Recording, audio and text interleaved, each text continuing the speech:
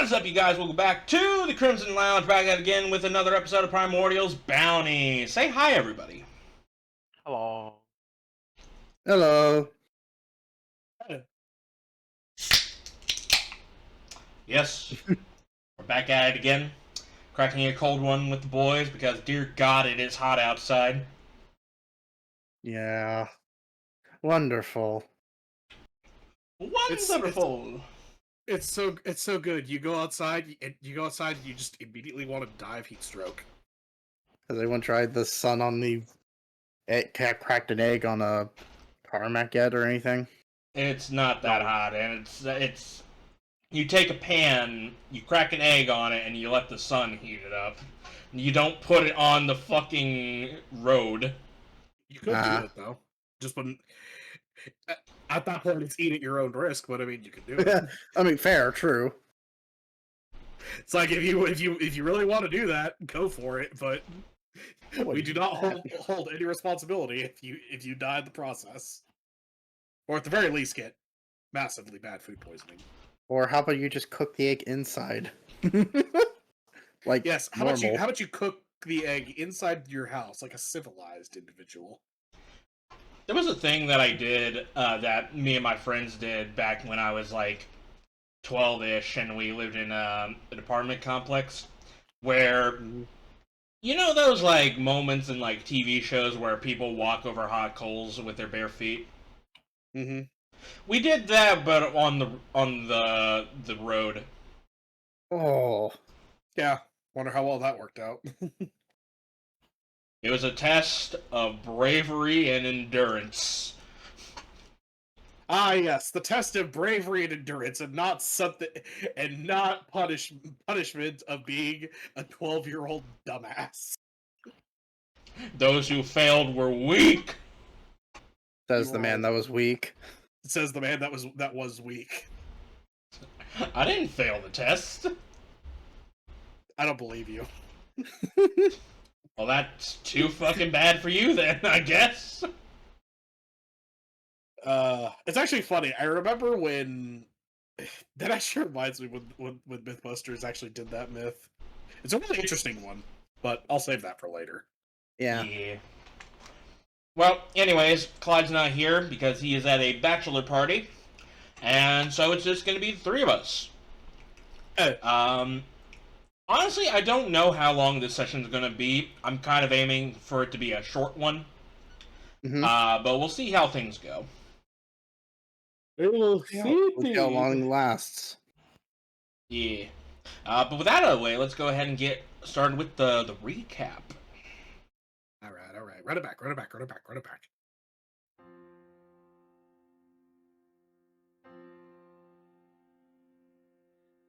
When last we left our crew, Zilyana the Succubus Witch, Starzin the Lalafell Artificer, Sips the Slimefolk Monk, and Tide the Water Genasi Jaeger, the crew began their assault on the ruined Temple of Fiane by gently eliminating the frontline pirates with a well-timed silence spell, allowing them to breach the entrance hall undetected. But before they can press deeper, blights within the altar room sensed their presence and combat erupted. Sips and Tide broke off from the main group, racing to the far side of the temple in search of a hidden chamber they believe held the captive priest. Their path was blocked by Mycelic and Razor Vine Blight, forcing them into brutal combat. Meanwhile, Zilyana and Rilzera unleashed a powerful magical combo in the dining hall, Hypnotic Pattern followed by a Raga, devastating a cluster of unsuspected pirates. Back in the entrance hall, Starzin held his ground in a tense 1v4 against two Needle Blights, a Vine Blight, and a Pirate. Despite everything going well, the tides of battle shifted with the arrival of Elijah, the Tiefling Sorcerer and Pirate Commander, accompanied by his Shadow Wolf. He summoned a towering nightmare creature to engage in Sips and Tide, nearly killing Tide in the process, while unleashing his Shadow Wolf on the rest of the crew. Despite the chaos and how close the party was to losing, the crew held firm as Zilyana turned the tables by casting Shatter on a Mycelic Blight, causing it to explode near Elijah. The blast forced him to make 5 con saves to maintain his control over the Nightmare, in which he failed. That was a fun time. With his creature vanished and Zilyana summoning 3 giant spiders, Elijah surrendered and was promptly restrained. Tide found the priest in the hidden chamber, bounded weak, and freed him. During interrogation, the crew learned the pirates were after the temple's hidden power. Unable to reach it directly, they corrupted the Everglow Forest magical barrier, trapping the goddess's followers inside in hopes of starving them out. But before more can be revealed, roots burst from the ground, just like in Everpeak, and dragged Elijah into the earth, leaving the party with more questions than answers. With the priest rescued, but danger far from over, the question remains: what do you guys want to do? Pretty much what I'm going to be doing is just once we're outside of the temple, I'm just going to start giving everybody a once over to make sure that everybody's in decent shape. I'm gonna bring Stitch back. Stitch We'll let pops him into existence. I'm gonna let him on my shoulder again and be like, I'm sorry. You did good. I'm also going to pick up the pieces of Rivet and just start. What do you need to do to bring Rivet back, by the way? To get Rivet back, it's actually really relatively simple. But I will tell you exactly what needs to be done. Just make with the golden hammer, it's back to normal. Sorry, I'm making a joke. Alright, fix it, Felix. While he's doing, figuring out what to fix Rivet, I'm probably going to be staying vigilant in case other blights or anything outside of the temple for now while Starzin's looking us over and gathering Rivet's parts. Stay vigilant, keep guard. See if there are any, like, blights that are going to appear out from the ground or pirates. Go ahead and roll me a perception check. Got it. Oh, it was just close on a 14. 6. Yeah, you're looking out. All you see is the white snow. Which, the more you look out, the more you have to squint your eyes because the sun plus snow equals bad for retinas. Sun plus snow is bad for the eyeballs. Apparently you can go blind from that. So. Yes, you can. Yes, you can. Scientifically, you can, but it's only in the most white snowish northern or southern parts of the world. It's actually why sunglasses are good in those regions. Roll me a con save. Please don't. Oh, look, it's pretty outside. Oh, God! I'm holding this against you. Holding this against you. Okay, 18. Never mind. If you failed, I would have said you were blind for 1 round. It's fine. It's only for the japes. Nah, fair enough. Alright, so while you're doing that, Real Zira is, keeping your distance away from the giant spiders that, you have summoned, Zilyana.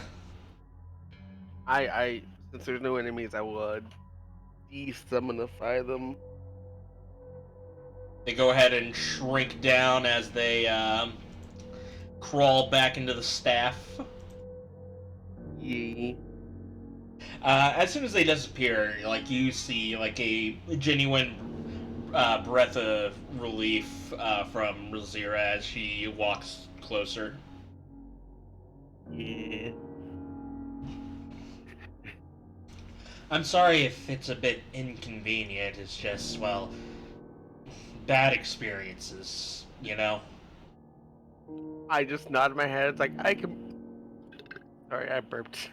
That's fine. Okay, Do you want to try that again? I'm gonna nod my head and be like, I completely understand. That's why I said sorry before I brought them into existence. Yeah. Well, there goes one of the pirates with the wood for that was attached to their body. I'm still wondering what that stuff is. Whatever it is, it has to be magical in some form or fashion. Definitely. I still remember when we met up with that druid. I took a shot at her when she was splintered in the woods, simply regrowed. I'm either thinking that she's involved with it directly, or it's the captain. Considering the Mycelic blights were her creation, it's at least it wouldn't be too out of the question to say she was involved in it. Some aspect, anyway. By the way, I did look up the stuff on the homunculus servant. Major problem it suffers with is that it doesn't give a whole lot of information despite it being an infusion. So the best I can reasonably say is that after he dies, I just have to pick up the pieces and just rebuild him over the course of a long rest. Okay. Yeah, that that's just because that's how infusions work. You infuse items at the end of a long rest. And because he's an infusion, it falls under the same rule set. I see. It's just a little different because he also plays under pseudo-familiar rules. True.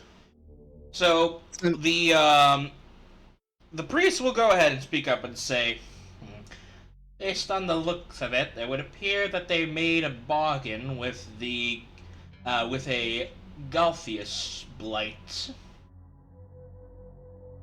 Another blight? This one sounds important if you're saying that. Oh, it's not just a blight, it's the blight, my dear. Or my fellows. My dear boy. I'm not gonna lie, I've been stuck in like advanced darkness for quite a while. It's darkness. My eyes are just adjusting. Anyways, yes, the Galthius Blight is basically the creator of blights, essentially. They create all the blights. Fucking blight, damn it. It is not out of the ordinary for somebody to make a pact with it as well. Unlike the twig blights, the needle blights, the vine blights, and this new mycelic blight, the Galith blight is sentient in its own way. Sentient. Wait, do you know what it actually might look like? Like, its form?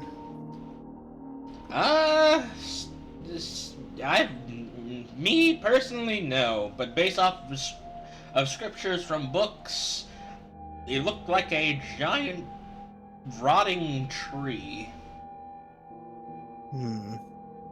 Well, we haven't seen anything like that in the forest or anything, unless someone else did. Tree monsters maybe, but no, nothing like that. If I had to hazard a guess, it's probably closer to the source of the pirates' hideout. Which then brings up the bigger problem.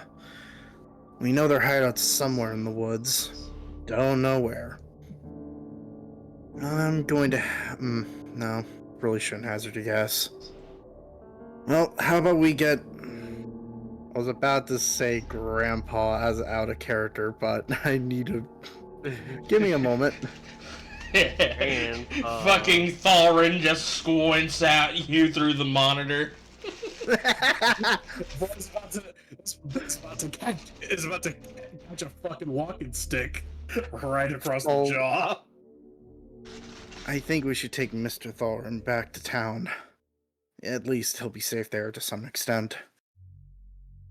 Well, hold on. Get recovered. Before we go, there is something we do need to take care of in here first. What do we need to do? I maybe can guess what he wants us to take care of, but Mm. what? I can't, in good conscience, leave this temple defiled in the ways of dark magic. I sense great evil inside this temple. Sorry, I'm laughing because of the way it sounds. I have no idea why I'm giving him the Master Roshi voice from DBZA. But goddamn, it fits. Just less of Herbie Sage and more of an angry grandpa. Just very tired and grumpy. I call this stick my dick. What the fuck? So every time I whack you with it, I'm whapping you with my dick. He does not say that. As Thank funny goodness. as that would be, he does not say that. Hi YouTube. Hey, if anyways. DBZ can get away with it, so can we. I don't know if I want to push that envelope. Fucking, if Critical Role can get away with it, so can we. I don't know. Look, just because they can get away with it doesn't mean we should try it out. I mean, it's not like we're monetized. You know what? Fair enough. Fair enough. I'll shut up. Well, I know one place where we can start cleansing, I guess. Oh, there was that Yeah. chamber that was incubating the blights, so that would probably be the best place to start. My thoughts exactly. And I think we should also look through that room, the captain's room or the lieutenant's room. See if we can scrounge around any other additional information we couldn't through with Sepsa's eyes. Not Sepsa's. Well, yep, Well, whatever. we could. We might just have to keep in mind that someone's probably going to be back there still. Oh yeah. I can't believe I'm the only one that actually remembers that. No, I do remember. I do remember. I just never knew if you took care of her or not. We Literally. didn't, and that's it. We didn't, and honestly, last session, that was the fear I was holding in the back of my mind. I was holding on to that fear in the back of my mind. Like, okay, I know there's a powerful, there's at least a mage back there. Please let her do not hear. All right. Lieutenants, then the eggs, or Then the lieutenant. We need to make sure that those blights are out of the way first. fair enough. Give me 1 second. Trying to get shit organized in here. Is there really no other thing good here? No, he's not a war priest. I guess Arc Priest would be the best fit for Thalrin. Oh, actually, yeah, it would be the best bet for Thalrin. Never mind. Yeah, he's an Arc Priest. Nice. Using the 2025 Monster Manual is what I'm using for him. I will go ahead and debuff him for being an old man, but what he has is good. I could still whack a bitch. Fucking. Alright, so yes, we'll go ahead and go back into the temple. Are you guys? Yes, you guys are on the map. Yep. Alright. The smell of the newfound decay from your guys' handiwork just wafts across the rooms. Yeah. Although, thinking about it now, probably not, because you guys are in a cold area. Oh. That's true. It's Probably not the really bodies that are probably- insulated. We probably would just smell this. Bodies would probably already starting to freeze over. Either they're starting to freeze over, or we're just still smelling the smell of iron in the air. Oh, all right. Let's go crush some eggs. Fresh some eggs. Come on, we need to make some stir fry. Oh. Alright. I guess what is your plan of attack? Let's see. Anyone got any? No, I don't think fire would be a bad idea. I mean, yeah. I mean, it couldn't hurt to, especially since, sometimes the best way to purge something is with fire. Yeah, but I'm worried about the fire spreading all across the building. It's The a building's in a stone ruin. building. The building's stone, it's in ruin. I mean, what are we really afraid of? Good point. Do we even got any fire? Does anyone have any bombs? I've got bombs, just not fire bombs. I mean, if they're... I can just produce flame as a cantrip.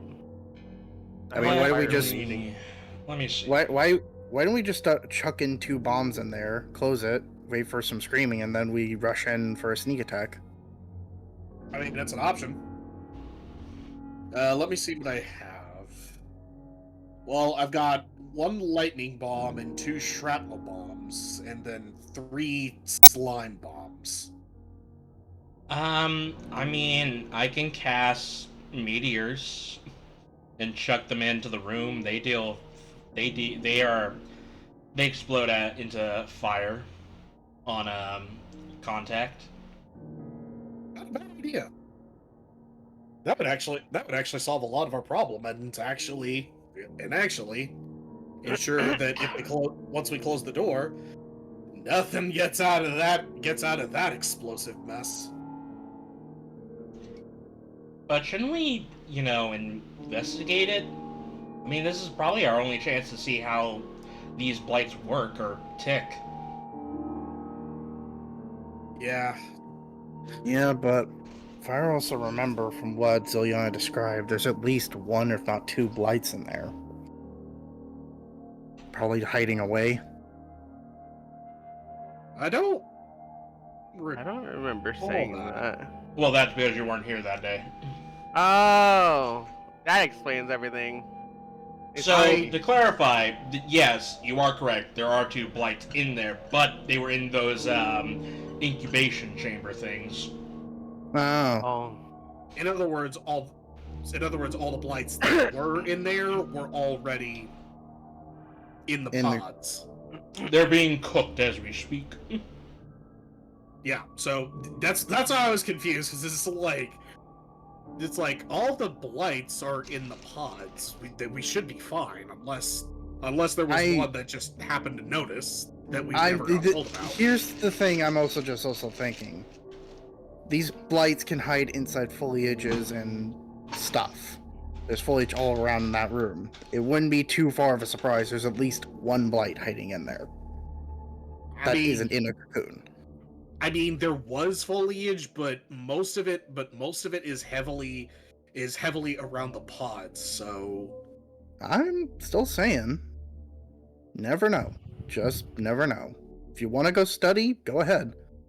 I don't think I'm going to be able to be any much help in research. No, you won't be helpful in that regard. But you know what you will be helpful in? You have just signed yourself up for the front lines. You're gonna be my meat shield today. Is he on mine clearing duty? Yes, he's on mine clearing duty. Hey DM, how much health does Sips and I have in the difference? Well, you're at 36 HP, and she's at 64.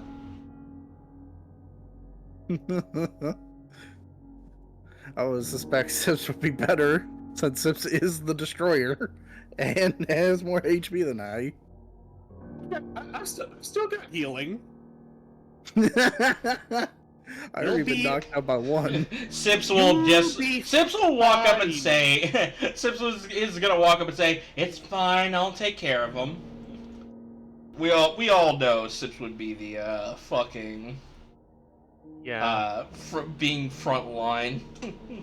Yeah, absolutely.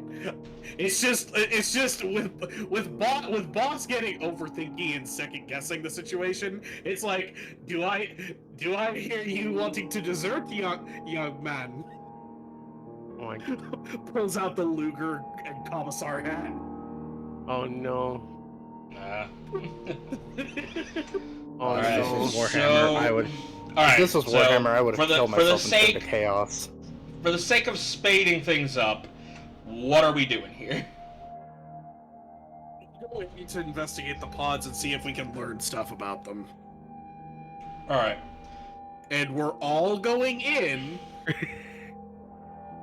so we can be prepared if there's a fight. I could already feel the token is just looking at me specifically when he said that. You'll be fine, boss. I promise. That's not a reassuring promise, but all right. All right, whatever. Let's go.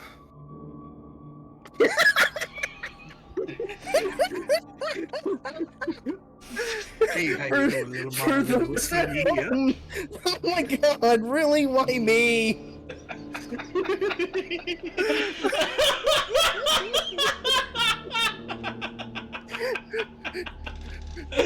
DM, would you like to describe what happened on the screen? A couple of spider legs popped out of the wall and grabbed your ass. I went into the void. Took him into the void. No clip through the world. God, it's like the spawn shit all over again. Oh, fuck. Anyways, yeah, let's go ahead and move over to the place. Yeah, let's go. Let's go. Here we go. And then Nintendo's just calling from the other line. I like how everybody says let's go and nobody's moved. Okay. Oh, I don't know where we're going. I just know we're going a direction. I'm gonna follow. This way. Alright, so you walk on in, and you finally see this incubation room for yourself. There is so much vines and dirt and foliage and moss littering the walls and the ground, along with these, like, fungal-esque, pods with, like, green liquid inside of them. And in the inside, as you take a closer look, you actually do see the signs of blights. And, like, at least the one next to you see the sign of a blight inside of one. And it looks oddly familiar to a Razorvine blight, but it hasn't been completely made yet. Yeah. But not only that, as soon as you open the door, you guys... Basically, you just see a whole bunch of twig blights just run out of the room, again, like wacky inflatable arm flailing tube bands as they just run out of the room. What did I Fucking say? wonderful. I knew there was some hiding in here. To be fair, they really aren't what I would call threats. They're like an alarm system. Annoying, and that's about it. To describe how they're crawling out, they're kind of like those, you guys played Halo, right? Is it like Oh little god, bloodlings? not those. Yeah, it's like, not exactly in the same way, but it's like, you know, how they, when you appear in a map, they start, like, a whole bunch of those, like, flood creatures just, run out, and they're just like, yeah, we're running away, we're not dealing with you. Yeah. Yeah, essentially that. They're just running away, not dealing with any of you guys. I mean, you can kill them if you want to. Like, I could definitely say that they're one-shot material. I would at least kill one that went by me. Roll an attack. Alright. 21. Fucking stab one as the others run off into the distance. I mean, I guess I could try to. I mean, go ahead. Go for it. Where's? It's the Tinker Thunder one. I'm gonna fucking. That's Rolled a 28 20. for me. I rolled a 20 to hit. I'm doing 5 plus 6 damage, so 11. Fucking snapped one in half. I basically Yeah. stabbed on one and have it like a poker or something on the end of my sword. As as like the third one just like disappears off into the void. No, Starzin did roll an attack, I know there was 3 of them. but we. Oh, I just saw the Starzin killing one. All right, you killed all 3. There we go. Just grab it and just squeeze. Pop. It's like a stress ball. Literally. It's like cracking a bunch of twigs in your hands. Oh. Because that's what they are. Is like there is no like soft squishy bit. They are literally foliage. Jeez. These things are... You know, if we had to fight some of these things, I think these ones would be better to fight against. Considering the fact we could just crush them as easily, yeah. All right. Well, you guys are inside the. You guys are inside the room. I'm just gonna look at the vine blight in the pod next to me, and God, I just saw one just flash by the screen. Anyways, and Tide is just gonna say, "Geez, and even in like this state, they're ugly. Heck, I even say they're even uglier." Starzin is just going to mostly just examine the one in front of him and just start kind of looking at it to see kind of what it's made of and to see if there's like any inherent weaknesses that he might see.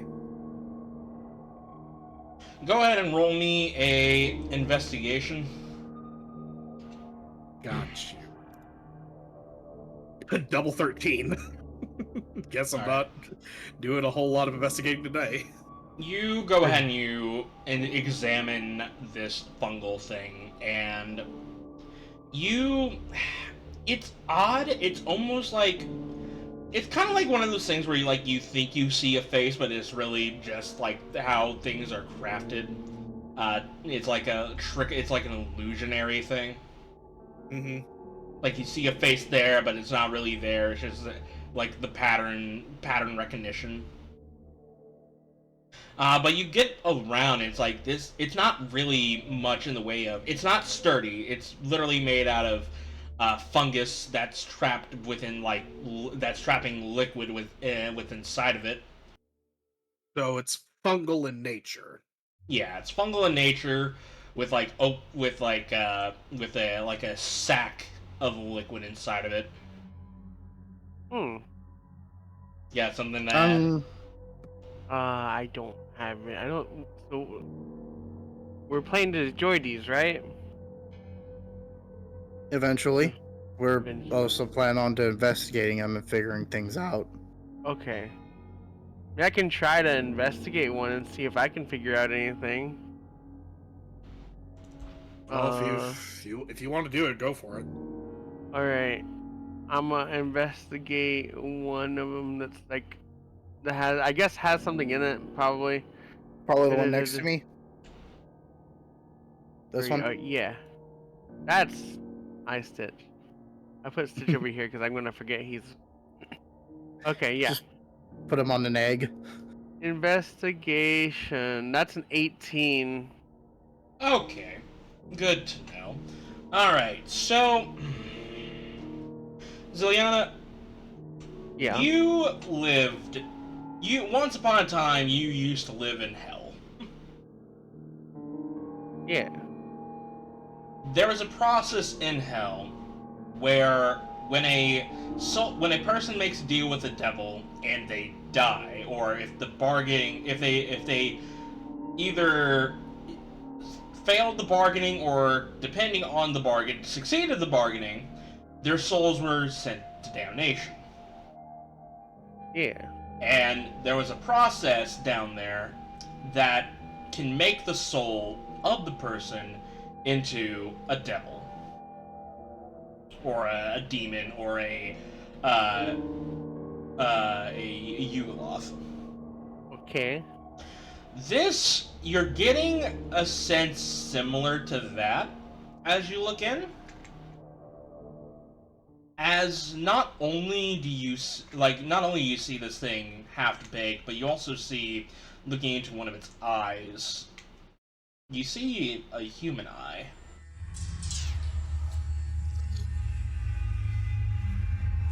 That's fucky. Oh Would you- boy. I'll tell Oh. everyone. That is quite disturbing. Human eye? Human eye. No wonder these blights field off. You don't think. I The mean- old man will go ahead and walk up, put a hand on the fungal egg, and says, "No wonder that these ones felt off. I've encountered blights before, and they weren't anything like this. It felt artificial." Oh man. This is horrible. Oh, these blights aren't even actual blights. They're just So these blights are people being converted into plant monsters? I mean, it's That's the pretty only much explanation. right? I mean, if what Zilyana is saying is true, so far makes the most sense. They have their own members being transformed with some sort of bark likeness. Who just says that they wouldn't do anything like this? This would explain why they have so many blight creatures under their control. The Galthius blight can create its blights, but only so many can be created a day. At most 6 to a minimum of 1, depending on how well their harvest is, per se. This would explain how they were able to amass quite a lot of blights. I guess that would explain why they were kidnapping a bunch of people. It does sound like a thing.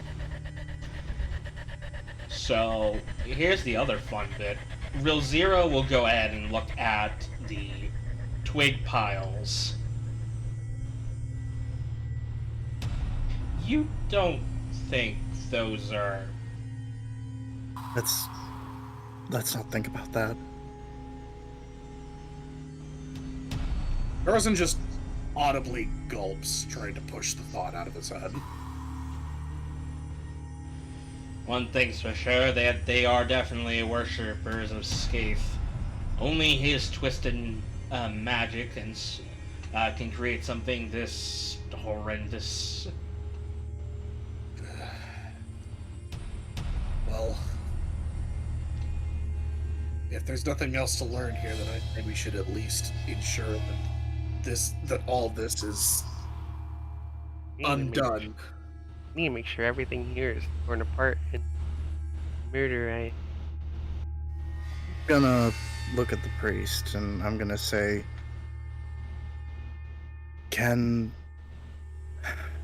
this is just me asking. I'm guessing there's no way to save them.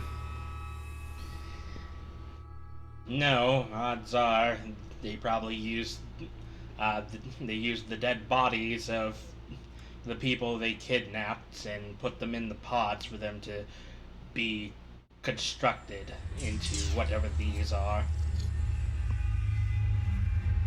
The only saving we might be able to do is to at least is to put them to rest for good.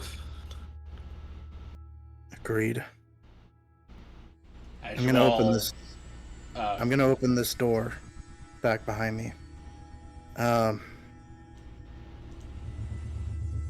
trying to remember. Real Zero. Thank you. Rosira, would you mind being the last one out and taking care of this? Like you said? Shouldn't we go through that door and leave this door closed? No, they both lead the same way, so... We can close one door, open the other, doesn't matter. Actually, maybe we should keep both doors open so that way the fire doesn't get, doesn't die out from lack of oxygen. Good idea. Make sure it spends as much time burning as possible. Agreed. Alright. Agreed. I'm gonna say, Sips will go ahead and guard the door you guys walked into as, you all I will head guard the out. other. Yeah. I'll get out of the room. I'll go up here to safe room. Go back up here. Alright. So, as you all leave the room, Rilzira will go ahead and cast Melv's Minute Meteor, not MILF. That's entirely different. You did a me thing, that's what I call it. I was gonna keep that to myself. I really heard what you said. That's I was an gonna keep entirely that to I'm myself. proud. He summons 6 saggy tits.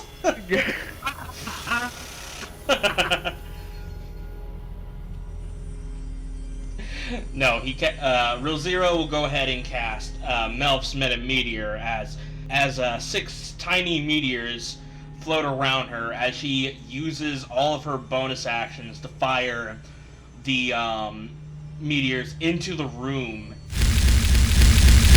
and the room catches ablaze as the entire room is just set up into flames. The pods burst. The green liquid takes out some of the fire, but ultimately the liquid itself catches on fire a little bit as eventually, after a couple of minutes, the entire room... I'm gonna need everybody to make me a con save. Ah! Okay. I was about to say, I was gonna prepare by covering my mouth That's with one of an my 8. hands. That would probably make it worse if I'm gonna be honest, but... Okay. I'll make a con save. Yeah, make a con save. I was just preparing for any smoke and stuff. Oh, it's smoke coming out. I don't know, I think, like, putting a rag over your mouth doesn't really filter smoke that well. Like, you need It does. specifics. It helps a little, but it doesn't, like, permanently. It's It's not not like a permanent gas solution. mask. Yeah, it's mostly there to buy you a few extra moments so you can get out and not stick around. It's not gonna catch all the carbon dioxide or carbon monoxide that's built up from smoke. Carbon monoxide. Thank you. But it will help a little. Yeah, it's mostly there to help you get out, not so you can stick around. You're gonna need a gas mask for that. Yeah, if you're gonna stick around in that hostile of an environment, you need a gas mask with a steady supply of oxygen. Because otherwise, you're fucked. Fair enough. Alright, I'll go ahead and start rolling concentration on the other 3. Con save. Well, Sips failed. I rolled a and 13. Rolzira also failed.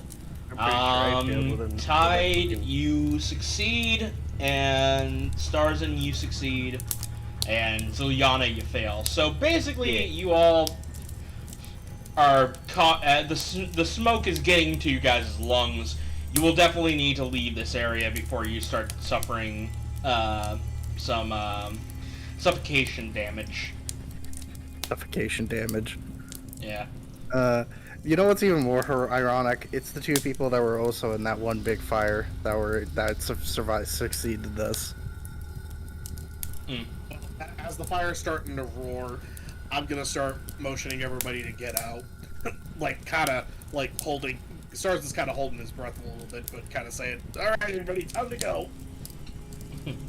You all manage to get out single file as you make it up to the entranceway. The smoke begins to like escape out from taking the most delivered path to make it to an area where it can all flow out. And how long do you guys wait before you guys walk back in? I wait till no smoke. I'll wait for a good about around 10 minutes. 15, 20 minutes would probably be the best time frame. Alright. You guys wait for a good appropriate amount of time, and eventually it's like you do see bits, you still see smoke coming out, but it's died out to the point where it's more manageable to walk through.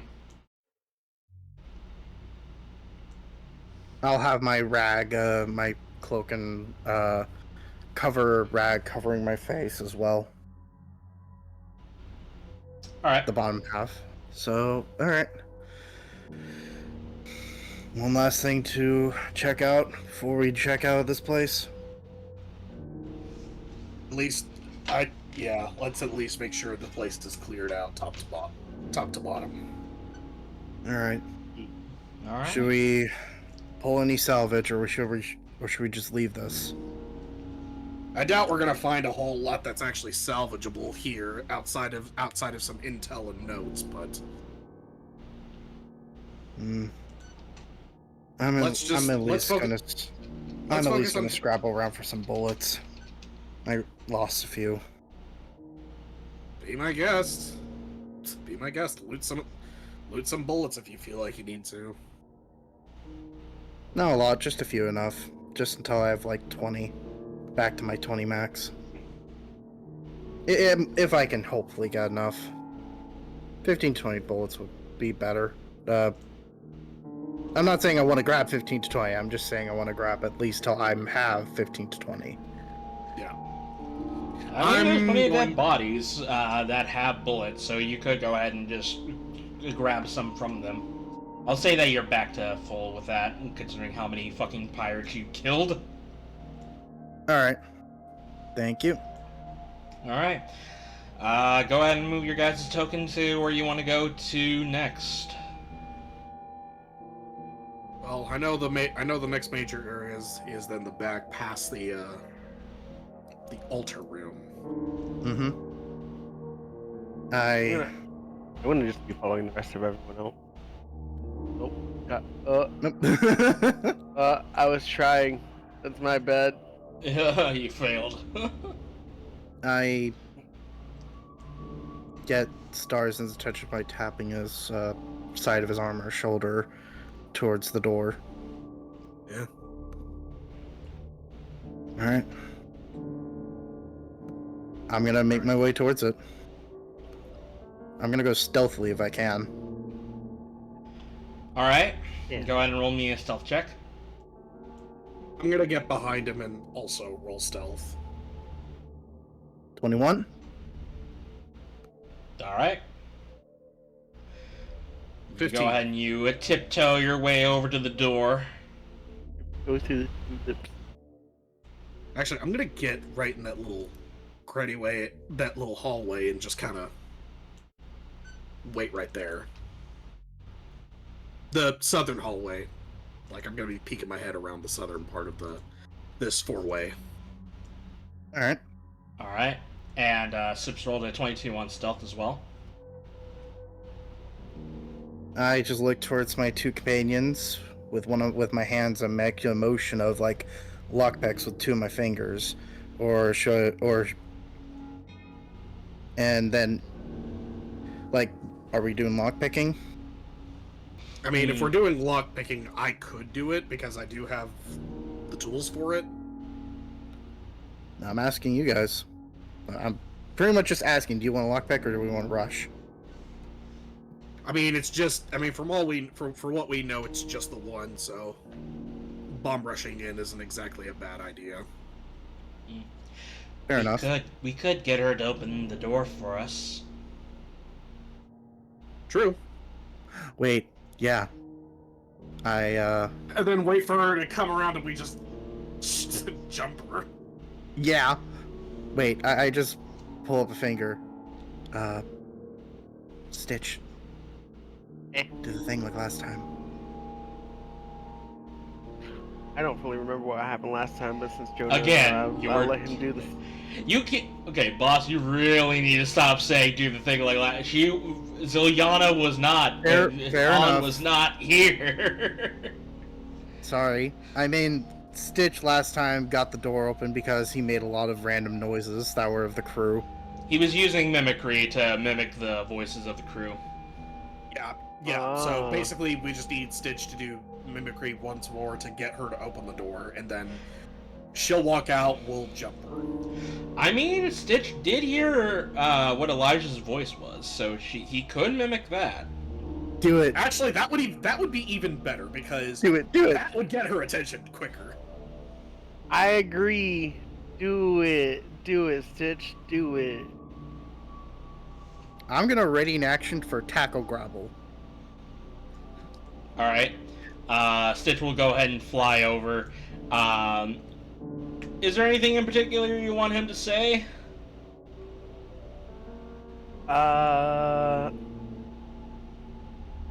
Man, I wonder if they would fall for a fake party. Like, to see if, like, just say, come on out, we're having a party. See, I doubt they'll fall for that. No, wait. We should let this know. She was prepping to meet Elijah. At least that's what we're guessing, right? So to clarify, I think I sent you a text of what Stitch did on. You did, but it's been Forever. forever. Let me see if I can find it. I'll go ahead and just pin it. Man, I like that would be... I like the idea of using Elijah's voice to get them to come out. Oh yeah, no, I do too. A great idea. It's gonna be funny. Versus the sneaky in thing.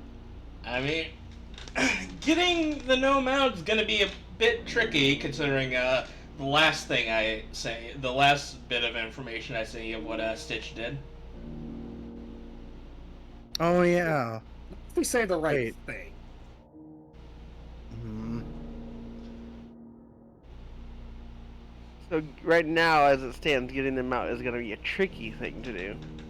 No, unless you say the right words. You expect me to say the right words? I mean, you have at a few occasions. Okay, you're not wrong. Well, let's go back to the last thing Stitch saw. She was lying in the bed, very much in a let's just say seductive position, waiting for him to come in and see her in the position so they could, well, They want to fuck. yeah. Okay, I'm gonna say Real Zero is gonna step in and say, why don't you just have Stitch knock on the door and have him jiggle the handle, speak in Elijah's voice, and ask, is anybody in there? And then see if she does anything about that. Oh yeah. Because I feel like you guys are making this way too complicated. I'm really making it complicated. I'm trying to explain what the situation was because my simple thing was just have Elijah say that. Let's just have him say in Elijah's voice that something happened. I need you to come out, kind of thing. That was going to be my suggestion. I was just explaining what the current situation is to get to that. I kind of same thing with Creepah. I wasn't trying to make it complicated either. I was just gonna say, let's just use Elijah's voice to lure her out. I'm fine with doing that. Alright, what do you have Stitch say then? I will go with the same idea of the fucking, like, a little bit of, like, jiggle the handle also it's like try to open the door. It's like, hello, is anybody in there? Need in the well, not I need in please, but basically the hello, anybody in there? Okay. After jiggling the handle a little bit, and say in Elijah's voice, say, "Is anybody in there?" You hear a woman's voice say, "Elijah, is that you? Give me 1 minute. I'll go ahead and unlock the door." As you hear the sound of the door unlocking and then being pulled open. Like, nobody's at the door. But you do see a floating hand that is Mage Hand. Unlock the door and open it. As you see a trail of rose petals leading from the door. Right, I didn't know she could use Mage Hand, I'm not gonna lie. She is a spellcaster, so that's not exactly. Not every spellcaster is a Mage Hand. Oh, I don't man. assume. So as the door opens, can Stitch make his way in first, like in front of everyone else, and be like, coming in? I mean, sure. The door is wide open. What do you two chuckle fucks do? Let's just walk in with our weapons out and just like say freeze. We don't have anything else to do. Unless you want to chuck a bomb. Like, let's just walk in and just say don't move. Excuse me, I did not mute in time. Meltsmith Meteor. Okay, I'm asking here. Meltsmith Meteor the entire room. Oh my god. B-52 bomber. No, you know what would be even funny? No, you know what would be even funnier? Have Stitch say, "Does this look like a flashbang?" as I throw in a lightning. Oh my. Yes! Yes! Does this look like a flashbang to you? I mean, yeah. I mean, you can do that, but I'm gonna be questioning your. Actually, no, I won't be questioning it. Never mind. I mean, do what you want. This is your guys' game. Look, I just suggested that because it was stupid. true. Look, we already know what's gonna happen when we walk in there. It's either we go in there with the weapons out, say freeze, or like don't do anything stupid, or just throw a bomb. I mean, we could. I mean, we've got the element of surprise. We could just rush in there and just basically tell her to freeze, and that everybody's dead or gone. I mean, sure. Yeah. She's alone, so she really wants to fight that losing battle. That's her choice. Let's go then. All right. All right. Go ahead and describe how you're doing this. God, this is atrocious. But funny. God, I have to go first because I'm right here, aren't I? Yeah. Well. Yeah. Me and Sips will follow in behind you immediately. All right. I'm gonna rush in with my gun and sword out, sweep, and hold my weapons out towards her. All right. Following in. Yeah. Sibs will go ahead and rush on in as well with her blade out. And I will have my fist in rotary mode.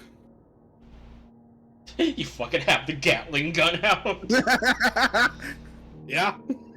It's like she's in that moment from Tangle with all the weapons in her face. I like to imagine the moment you guys like open the door. It's like a slow motion thing from her point of view. Just like I don't know why I think this song, but Freebird plays as you just bomb rush in. Oh my god. Freebird!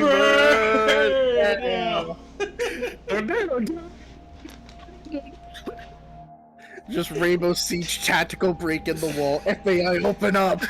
Creepah, do you want to say that again? You got muffled out. I didn't say anything. I was laughing. But it's like there was a slow motion like face of like, oh hello, no. Not as again. As you see this naked female gnome who's just sprawled out in like the paint me like you're French girls, and then you rush in, she quickly gathers up the blankets and cover herself as she is terrified for her fucking life as you draw your weapons on her. This is a sad day for her. It really is. Yeah, Sad day for her. it is. It's like it's even better because it looks so nice in here. You smell the incense in the room. You see the rose petals. It's like you see so it's like you see so many things in here. Like she was prepping for this moment when he comes back, and oh, I'm being attacked now. Surprise Pikachu face. Oh my exactly. All right. What about Zilyana? What about you? What do you do?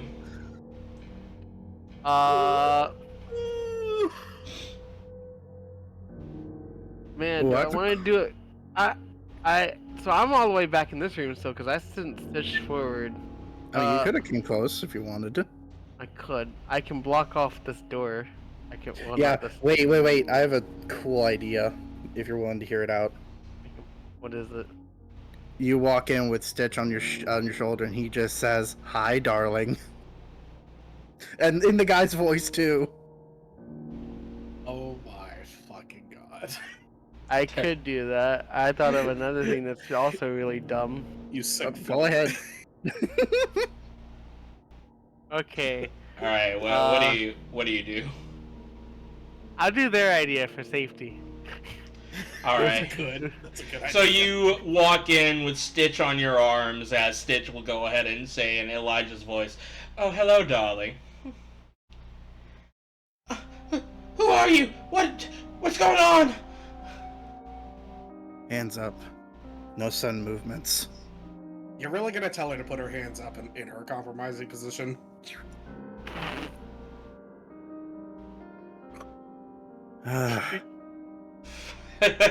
Okay, hands down. No sudden movements. Hands behind your back.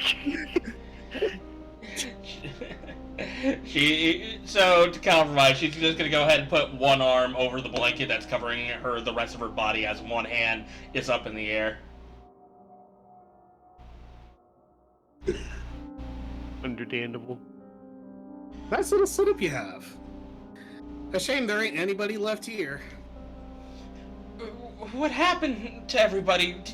Are they? What did you do to them?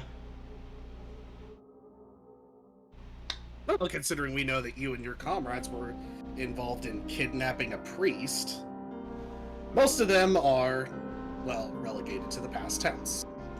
Well, except for Elijah. He's gone. He ran off. Not so much ran off, was more like dragged by those vines. He knew what he was doing. He knew what was going to happen to him. He ran and left you.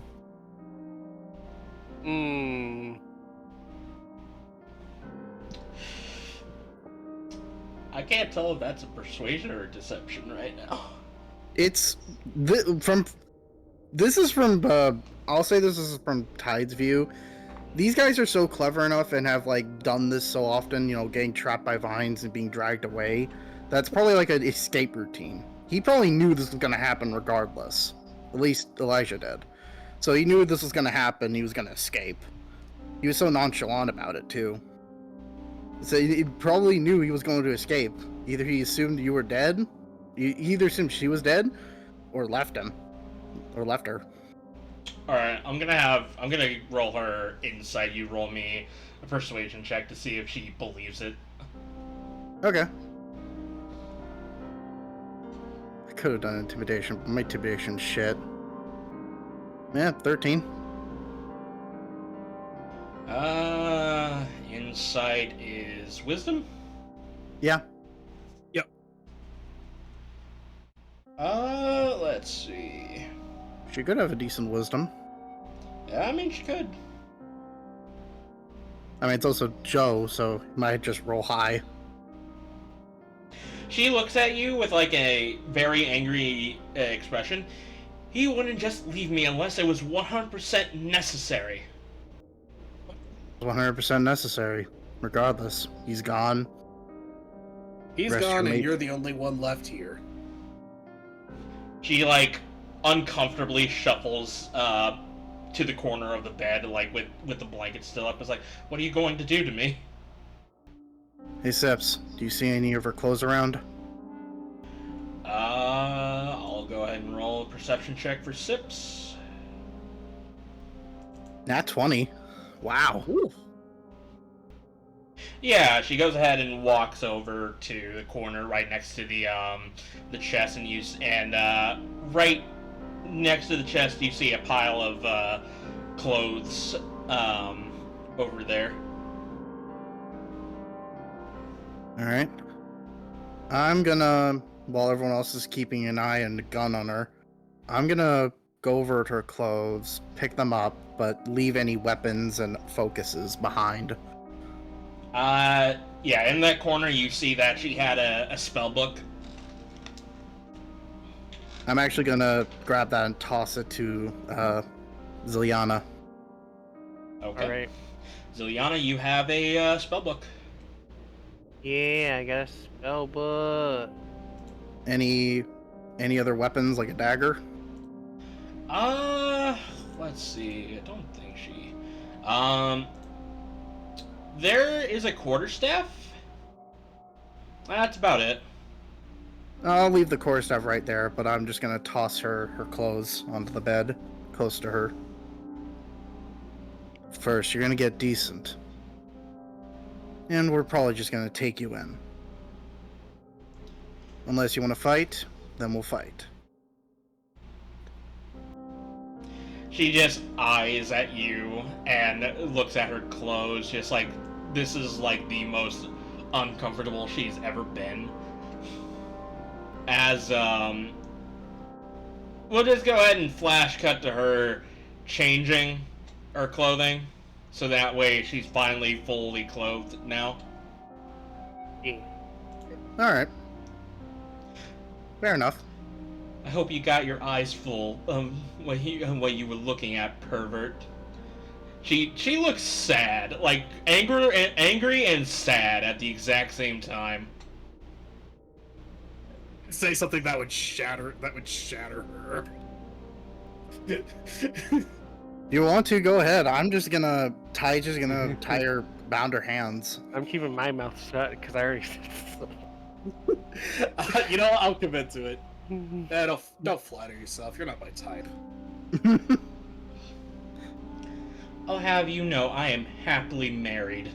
She goes ahead and holds up her hand with the ring on it.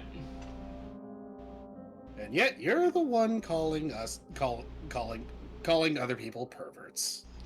Trust me, I ain't interested. You forced me to change while you were all in here. You walked in on me when I was trying to do something special for my love. Yeah. What exactly do you call that then, huh?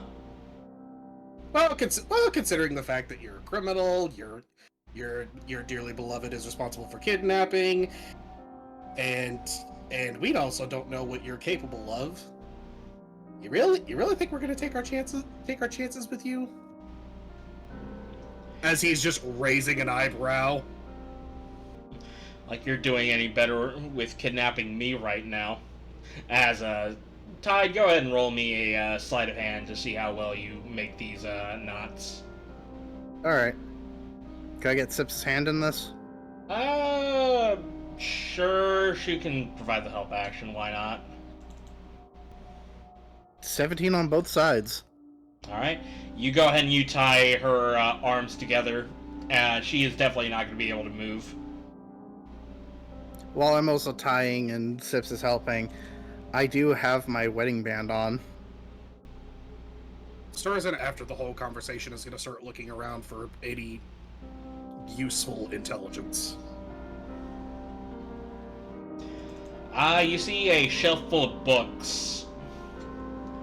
And the thing is that these books aren't old. I mean they are old, but not in the way of like they should be ruined by now. They're very well maintained. Like the Elijah who was using this as like a living quarters was essentially keeping what either has been here for a very long time or was keeping this room very prestige during his time here.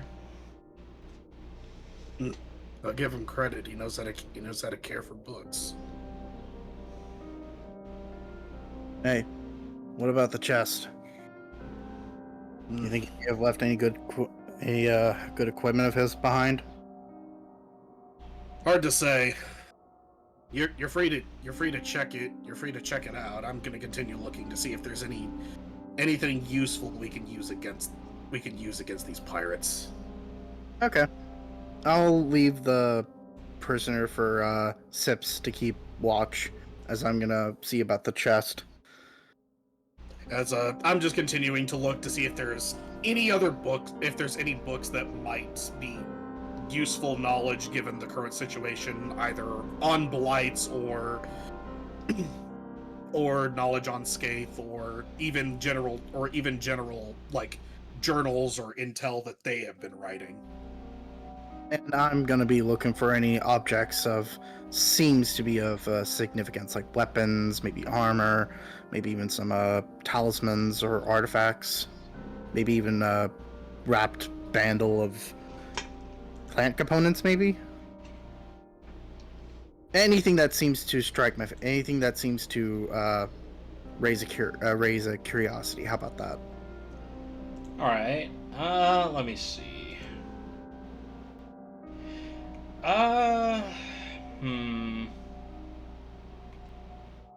Alright, so I guess we can go ahead and go over Starzin as you're looking over the bookshelves. It doesn't appear to be it's not. You look at the bookshelf. The entire bookshelf looks to be like a whole bunch of books that range from like autobiographies to some legends and stories that were told throughout the years of Primaria, to regional things like plants and the flora and fauna of things. It's like this is a mixed match of books that that's mostly here for, I guess, for his entertainment per se. He probably set all these here for just in case if he's stuck here for a very long time. He has plenty of literature for him to read and look over while he is stuck here. The big thing that comes to mind would be the journal that is on the table that you had Stitch read the first page of to get an idea of where the priest was. Yeah, he'll take the journal that's on the table and begin to just start reading through it. You go ahead and you flip through some of the things that are on here. It's mostly like mundane things of like him keeping track of like how his day's been going. It's like it's been very cold out here. I miss being in the Phoenix Kingdom. At least there, the temperature was nice enough to be at least livable in. It's not too cold, and he preferred the heat, which, makes sense. He is a tiefling. Mm-hmm. You go ahead and there's some other things like about his journey logs. There's actually one that actually catches your eye, and it talks about how essentially he met a Air Genasi man holding a black book, and he learned some things from him. This man holding the book taught him some things that came from the book, and he learned how to cast a shadow monster of his own, but instead of it being an elemental, it is a creature from a pure nightmare from the realm of Scathe, essentially. Well. Oh no. No. Oh. Starzin's going to Starzin seeing that information is going to have a change on it. Is going to be very concerned, but he's not going to. But he's going to try not to show it, at least not for right now. Roll me a deception check then. If we're trying to hide your expression. I got you. That is a 4, my friend. Okay, look, there's a 20 on the other side. Oh my god. Now the question is do you have the inspiration for it? Nope, never mind. No. Alright, you go ahead. It's like, despite your chances of trying to hide your concern, everybody's passive perception can pinpoint that, oh, Starzin found something that's worrisome. Does anybody bring it up? I would think I would be too busy with my own thing, so I wouldn't bring it up now. I will walk over and poke at him like, what you find? What you got there? Information wise, what you got? Let's just. I found something that isn't really good. We'll need to talk about this. Talk about this at a later point in time. To add further context to it, it would appear that it was like an exchange of information that led to the creation of two things. One that is this air genasi, which honestly you could put two together. It was Kalis. Yeah, obviously. That Kalis Air basically... Genasi man book. Yeah, that already smells bad. Smells bad news. Oh no, it's the other Air Genasi man, Bob. Damn it, Bob. No, it's Brian. Right. Fucking We already got a Brian. Bob. God damn it, Brian. Damn you, Brian. Damn you, Brian. So basically it was an exchange of information that led to the creation of two things. A shadow, an elemental made of shadow, and an aberration made of shadow, essentially. And you didn't see the aberration made of shadow, but Tide has, so... So out of game, there's that for you.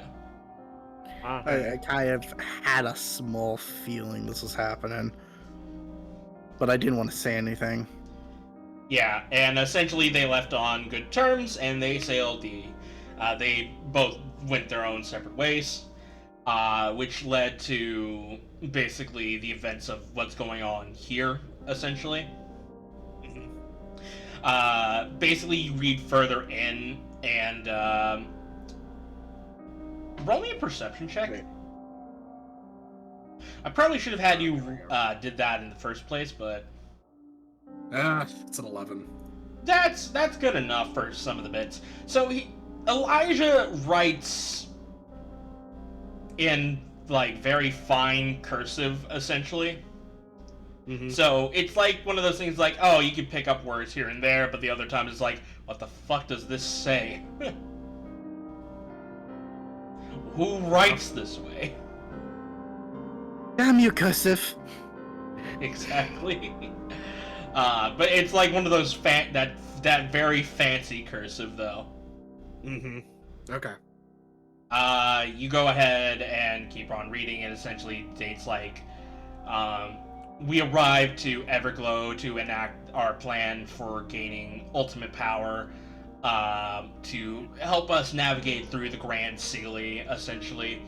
The moment we have this, nobody in the Grand Sealy or in the Leviathan Empire will stop us from attaining our goal of getting the Primordials bounty. So then it's reasonable to assume that they're doing this to help that the power they're seeking is the power to navigate the Grand Sealy to find the Primordial's bounty quicker.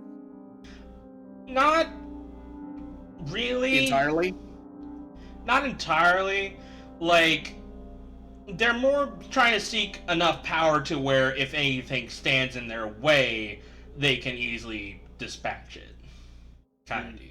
It's basically the exact same line of like how Kalis was doing his bit, where he needed the book to have enough power to deal with whatever threat comes be, and based off of what he told you, those threats that may come be would be the pirate warlords, along with the full force of both the Leviathan and Phoenix Kingdom that are in the that's in the Grand Sealy.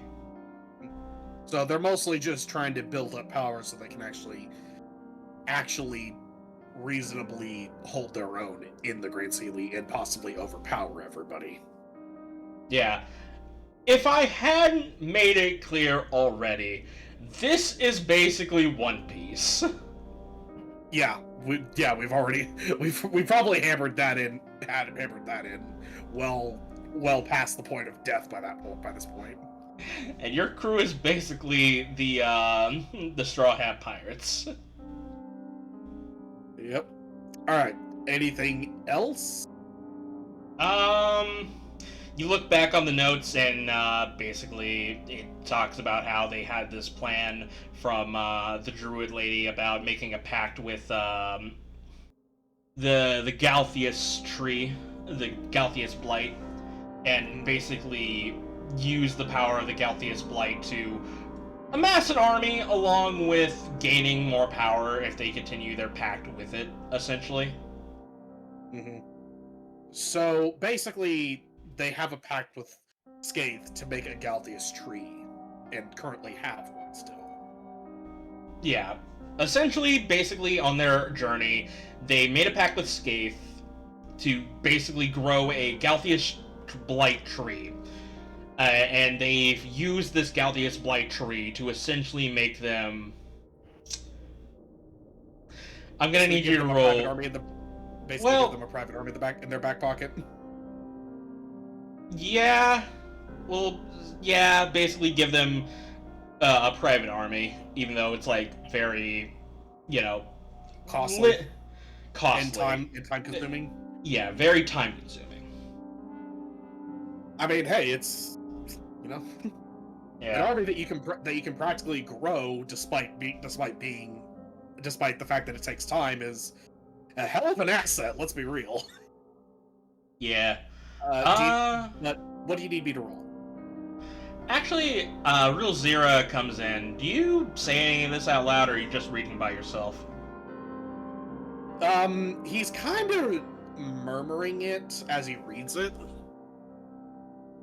But as soon as he like looks over his shoulder, he kind of sees Rolzira there, and he kind of starts relaying some of the information to kind of catch her up to speed, since most of this is actually related to what they were talking about a few minutes ago.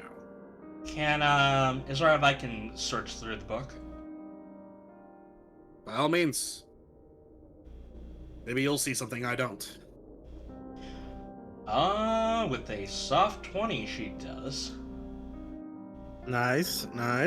She, like, goes over the parts that it's, like, very hard to read cursive and eventually finds out, like, the important bits. So, she goes and looks up to you with a worried expression. So not only does the Galtheus tree create blights, but with the pact that they made with it, they basically became immortal. That would that would actually explain a lot, given the fact that they are able to go, given the growths that we've been seeing, and how Tide mentioned that it kept one perfectly unharmed. That explains why they also took the owlbear. He was most likely still alive. Well, it says here that the process is that if they die in the field, as long as they're near the Galvius tree, and it looks like to be a very large radius, it's like their soul will be sent to the Galway's tree for a seed to be brought back, and, well, they basically get Reborn. a new body. Well, that puts a damper on things, because now we need to know how to disrupt that process. And it would appear like we the need only... to find and destroy it. It would appear like the only side effect of this is the fact that if the more they die, the more the wood creeps on their skin until eventually it covers them entirely. That's definitely a different side effect. I mean, I guess it kind of makes sense. You're dealing with a plant that's reviving you. I guess the more you use it, the less of your humanity is taken away. No, you got me there. So technically and theoretically, they're slowly turning themselves into blights of sorts, with every death and resurrection. Or losing themselves to the Galthius Blight. One or the other. Priest Thalrin goes ahead and steps in and says, that's basically on the lines of how it's basically on the lines of how Skaith's deals work. His corrupting magic works. It always comes with a price. It's a powerful thing that they'll get, but so is the consequences of said of said transaction. Nothing in this world's free. Well, is there anything else you're seeing in the journal, Rosira? Says here that they found, well, I mean, I feel like we've already known about this since we blew up the incubation chamber, but essentially we were right on our assumptions. They take the bodies of the ones that they kidnapped, kill them, and put them in the incubation chamber to be transformed into the blights. Ugh. It's basically a similar process on how they are able to come back, but with dead bodies, essentially. Well, that's definitely disturbing information nonetheless, even if we already knew it. Yeah, I guess the question is how do we deal with a bunch of pirates that are basically immortal? We'll have to get back to town and start figuring that out, because, well, let me think. If we're able to meet up with the rest of the crew, we might be able to put all of our heads together and pull our resources and knowledge together to see if we can figure something out. There is something of note. You do know that during her transitioning of putting clothes on, the gnome did not have a single piece of bark on her, so she can't go back if you kill her. But she has to know about all this, so. Oh, she knows. It's just the fact that she isn't a part of it. She's not, she wasn't one of the ones that made the pact with the tree to get the immortality. Man, that's like...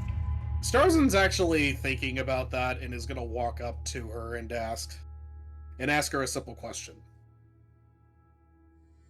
So what made you decide you didn't? So why'd you decide not to take part in that pact? And why should I tell you? No, I guess you really have no reason to. But you'll probably be spending the rest of your life alone. Because I'm assuming Elijah's your husband, isn't he?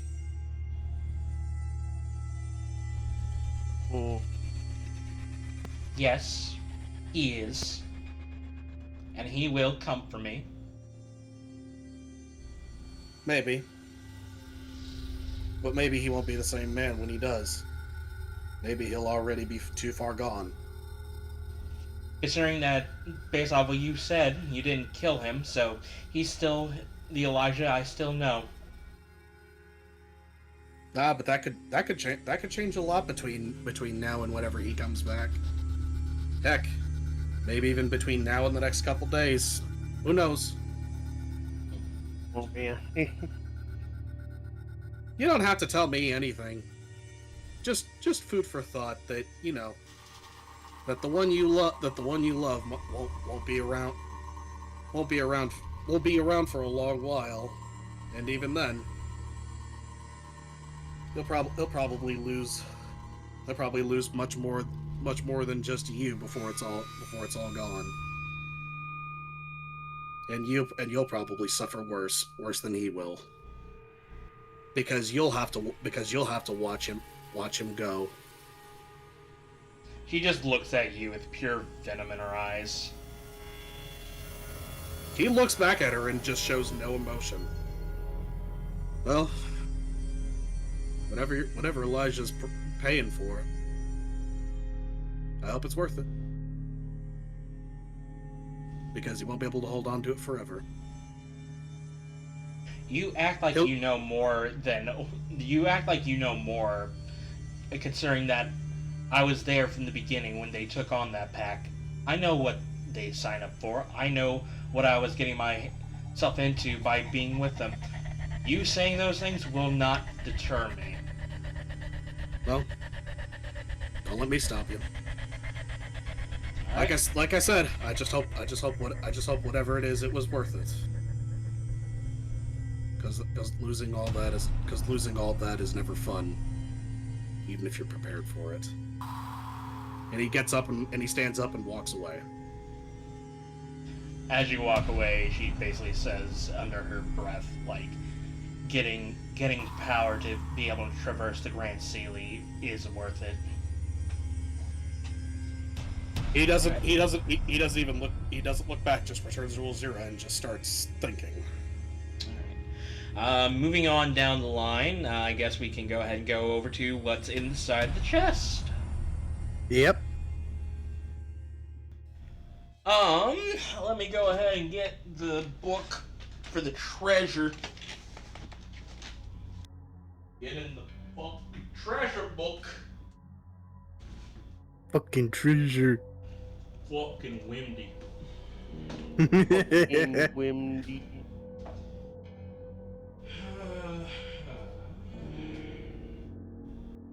Alright, so I need you to roll me. Let's see here. Yeah, this was a pretty difficult challenge rating, so. Alright, I am going to need. Zilyana, roll me 2d6. Oh man, I get to roll a 2d6. Yep. Okay. Let's see. Dice roll. D6 2. Starzin, 8. you also roll me 2d6. Roger. Hey, that's a 7 because I got a 1 and a 6. Boss, roll me 6d6. Alright. I get to roll the big numbers and watch them all be ones. Don't jinx yourself. Almost. Got a 23. You got one 1, 2 6s. That's actually pretty good. And I will roll 3d6. Not bad. Alright. So I'll jot those down for later. Since you're looking in the chest, Tide, roll me a D100. Alright. Roll me that. Alright. Roll me that D100. 43. Alright. Zilyana, roll me a 2d4. 6. And Starzin, roll me a d6. 3. 3. Not 3, tree. 3.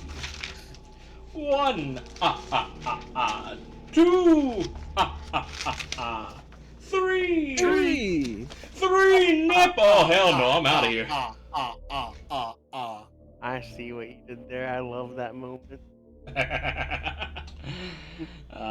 Alright, so in the chest there were 800 copper pieces, 7,000 silver pieces, 2,300 gold pieces, and there were 100 platinum.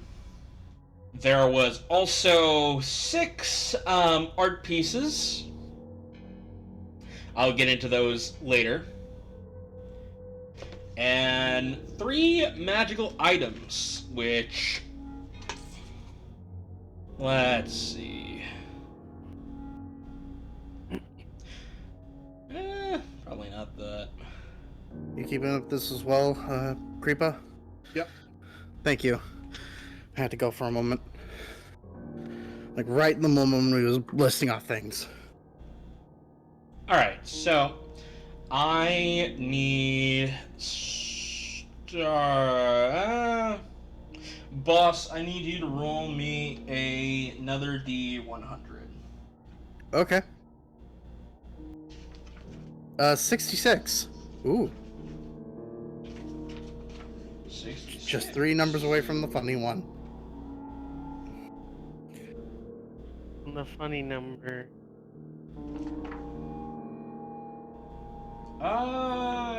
Actually, can you roll that again for me real fast? Sure. 5.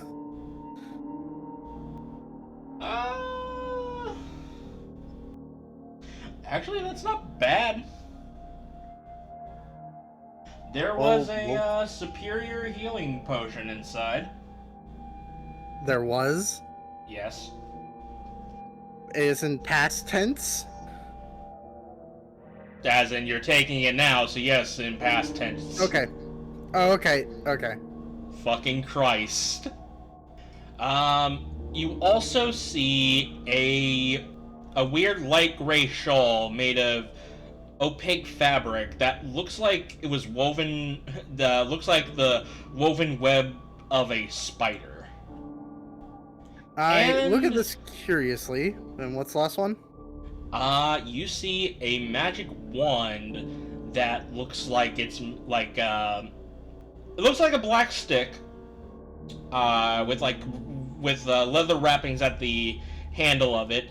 But some of the roots of the stick, or the fibers of the stick, is twirling around the shaft of the root a little bit, like it's almost like wisps of shadow, kind of, in the way of how it's supposed to look.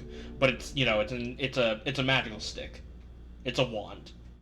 I just carefully hold this by one end with my fingers, and I just say, "Yep, I think this is his stuff." Who wants to hold these? I'll keep a hold of the superior potion for now, if you don't mind. I'm here. I'll store them until we can see more what they do. One looks like it's made out of silk. The other looks like it's made out of wood shadow, I guess. It's really hard to describe. Here. Alright. As you guys go ahead and you grab all the items from the chest, grab your prisoner. I'll say this will take a bit of a break, as we will be right back after this. Are these commercial messages? And we're back! Alrighty then. So, after you guys torch the incubation chamber, scavenge through the Elijah's living quarters, and kidnapped his wife and his belongings, you finally make your way outside of the temple and start marching your way to Frostgate. Go ahead and move the token 5 spaces, and I need somebody to roll me a d20. I'll roll the d20. I like numbers. Let's go. 6. 6. So this brings up the interesting question of, what are you going to do with your prisoner now? Very good question. Don't let me have control over that. I make bad decisions. Well, We already tried interrogating at least a little bit. I'm pretty sure she's locked out on us on the information. Well, we got enough. Well, there is one more information I would like, but I highly doubt she'll give it to us unless we give her an ultimatum. Yeah. I'm kind of satisfied with what I got out of her. Well, I kind of want to just take her back to the guards. I mean, that's what we're going to do, but we need to... because that's another day away. I know. Starzin will mostly just want to keep her at least accommodated in terms of that she is at least kept warm and fed at least. But keep a very close eye on her. Alright. I'll be... Yeah. I will also just be like keeping an eye on her, making sure she doesn't do anything magic-wise or escaping. Okay. Out of curiosity, what question did you have for her? My question would have been if she knows where the main hideout is in the forest.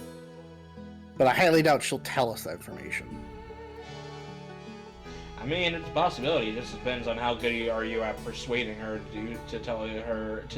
for her to tell you that information. Not true. I could have something to say. It depends.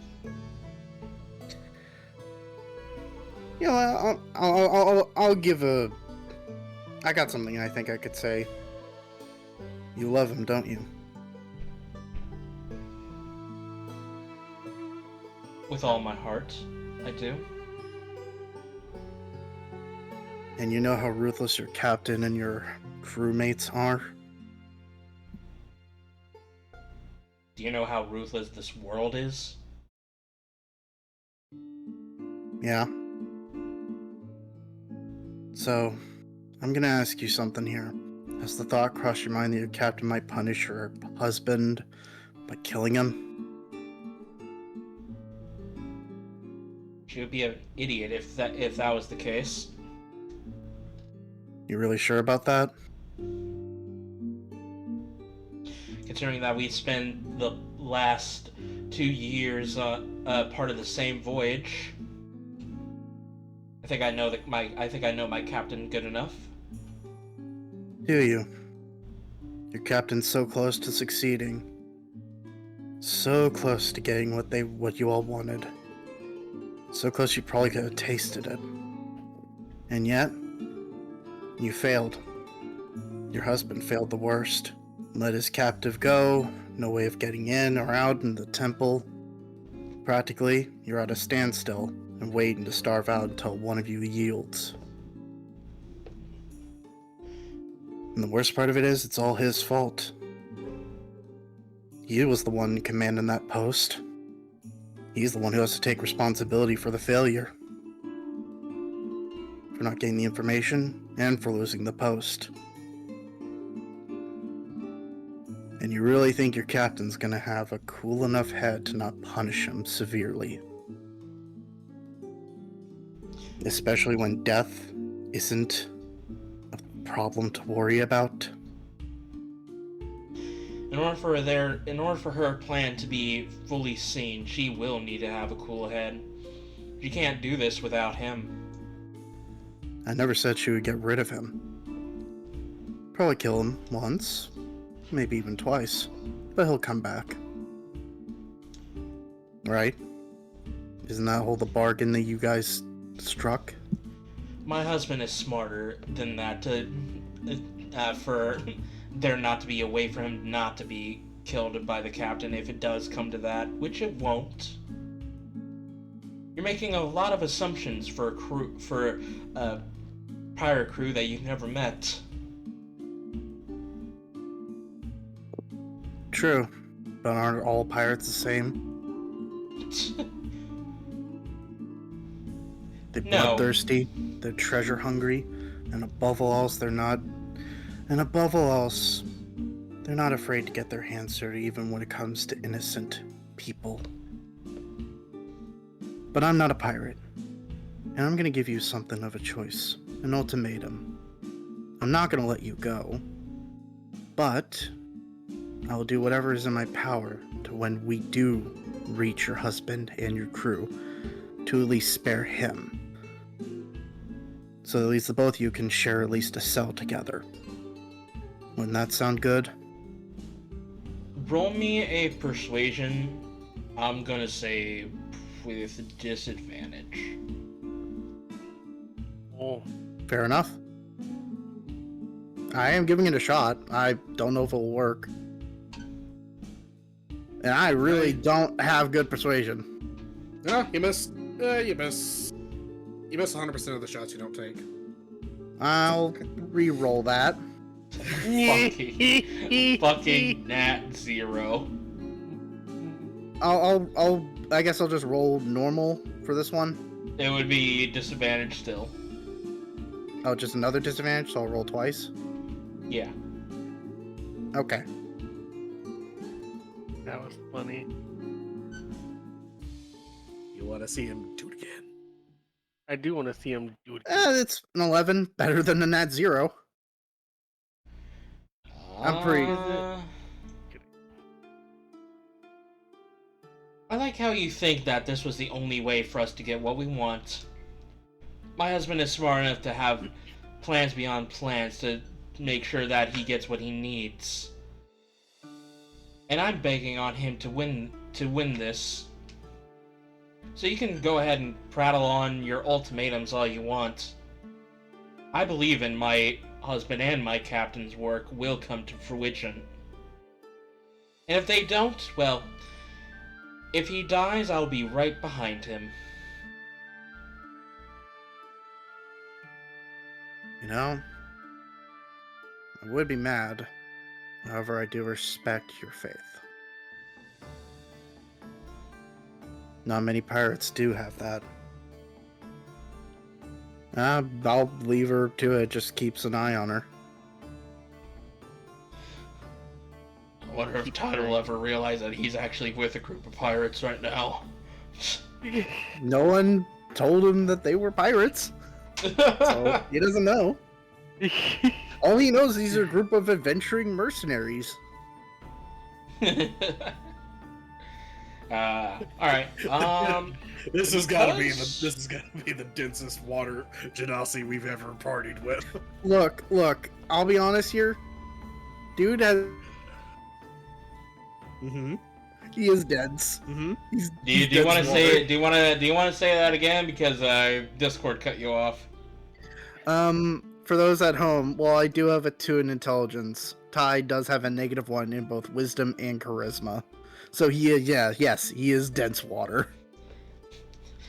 How he got his wife, nobody will know. He's lucky, I guess. Which is funny because you... Well, which is funny because if you were a part of the militia, you would have been at one point a paladin.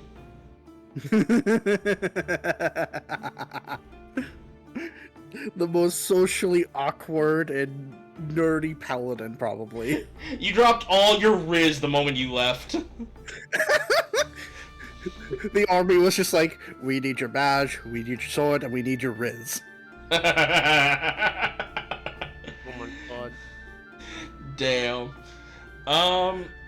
Alright, so because you have a prisoner, I will need everybody to make me a perception check. Alright, can do. Perception. Got you. Oh, that's a nat 1. 18. Oh, I rolled with disadvantage, so it's a 16. My apologies. You wanna... Sorry. I mean, unless someone wants to give me a reroll. I got an 18.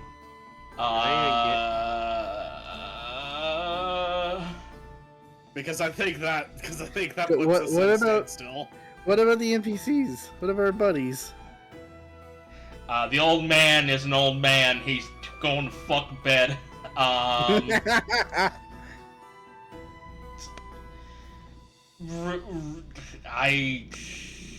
You know what? I'm gonna roll high or low to see if roll 0 will give the help action for this or not.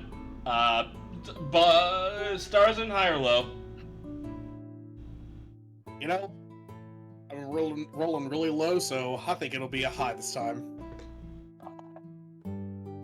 That's a 2. Alright, I guess I'll go fuck myself. So, for Do Rosina, due to the fact that she was knocked out 3 or 4 times and had to be up front with 3 giant spiders, her mentality is basically clocked out for the night. What about Sips? Sips. Oh, well, I mean, I can still roll for Sips for her own watch. For the recording's sake, I rolled a 16. Perception. Just in case. Actually, I've got an idea. Oh, that's good. Alright, so who's taking what watch in what order?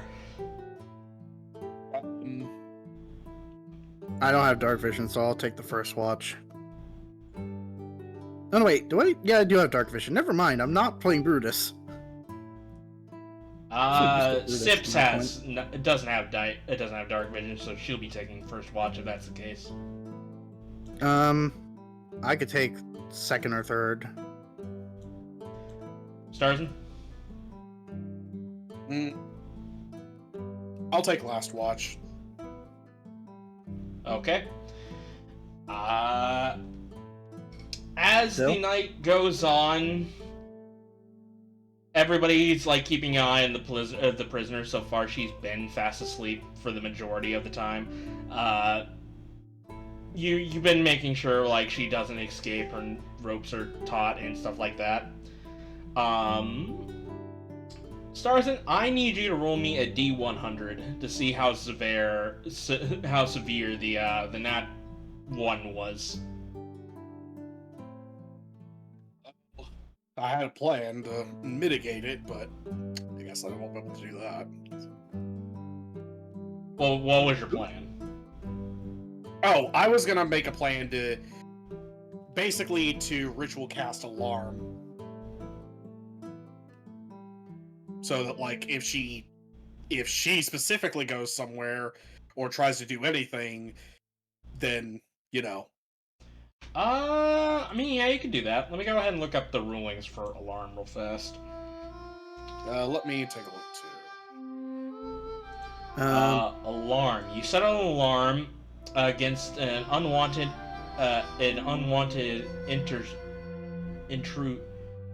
You set an alarm against unwanted intrusion. Choose a door, window, and area within range that is no larger than a 20-foot cube. Until the spell ends, an alarm alerts you when a tiny or large creature touches or enters the warded area. When you cast the spell, you can designate creatures that won't set off the alarm. You also choose whether the alarm is mental or audible. The mental alarm alerts you with a ping in your mind if you are within 1 mile of the radius. This ping awakens you if you are asleep. An audible alarm announces the sound of a handbell for 10 seconds within 60 feet.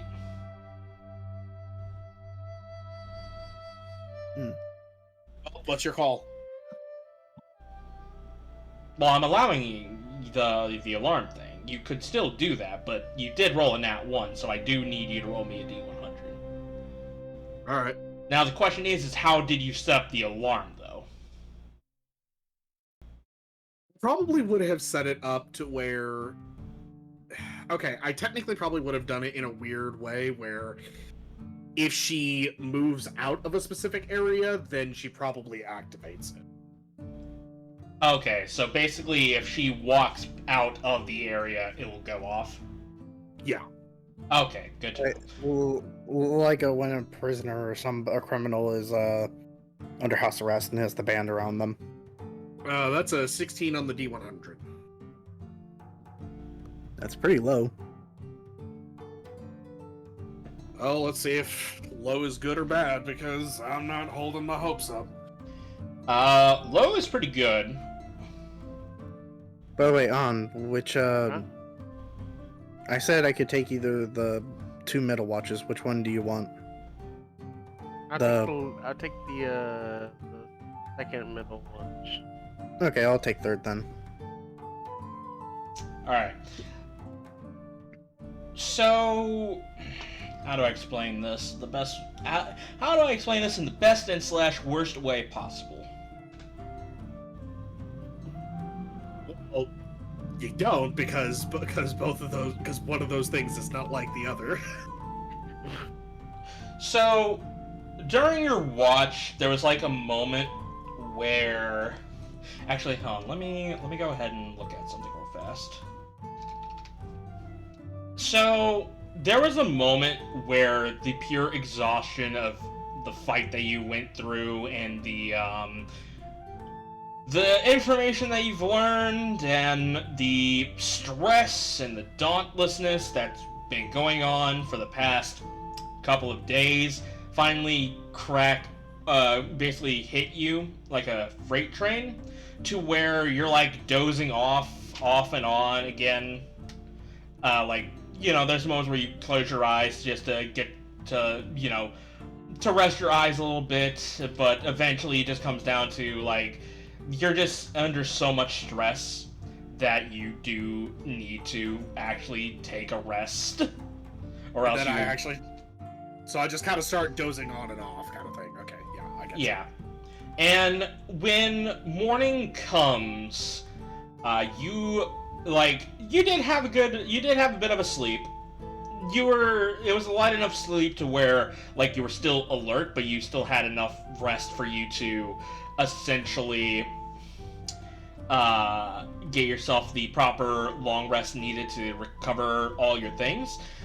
However, when you look over to the area where your prisoner was, she's gone. I figured that. Now, here's the good news. She did leave tracks. Bad news? It's been off and on with her tracks. And if you ask Rilzira, or any of the other magic casters, they will probably tell you she probably used Misty Step to make tracks to get out of Dodge.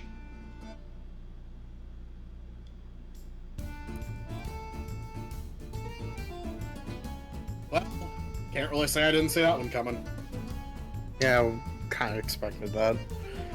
And this is why I was like trying to figure out how alarm work, because technically she didn't walk out of the alarm, she teleported out of it, so I don't think that counted. No, because you have to technically breach the area in some form or fashion that isn't magical. Yeah. Because let's see. Well, technically, here's the thing. It doesn't say it says touches or enters the warded area, so you can still technically teleport in and it would alert because that's qualifying, but Yeah, but since the entire thing was if she leaves to keep her in and not out. Yeah, I gotcha. Yeah. I'm sorry, but that one. But you know that what? was but that's where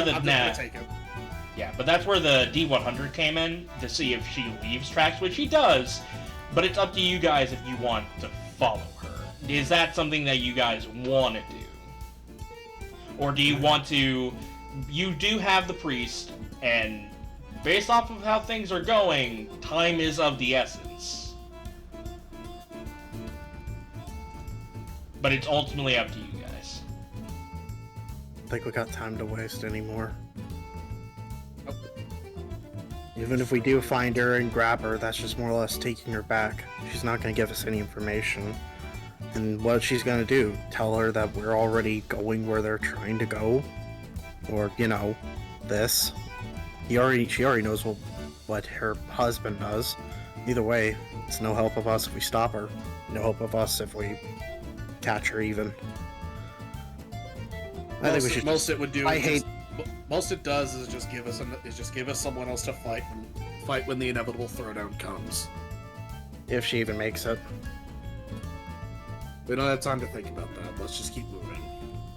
Agreed. I hate to say it, but we do have to keep moving. People's lives are on the line. Alright, I'm good.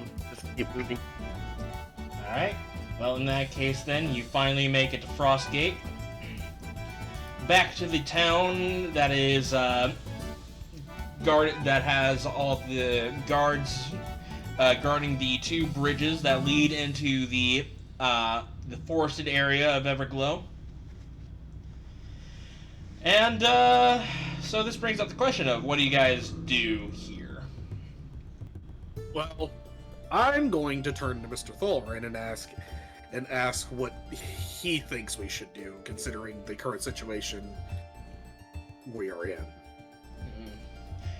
Well, if you ask me, I'd say heading to the Temple of Fiane would probably be our best bet. Well, we're gonna have to do that eventually, but is there anything you feel like we need to grab here before making our way over there? They said that they needed a blessing. Do you have to give us the blessing when we enter the forest? Or when we reach the... Just simply being near me will give you all the blessing you need, despite the fact that you have a witch in your company.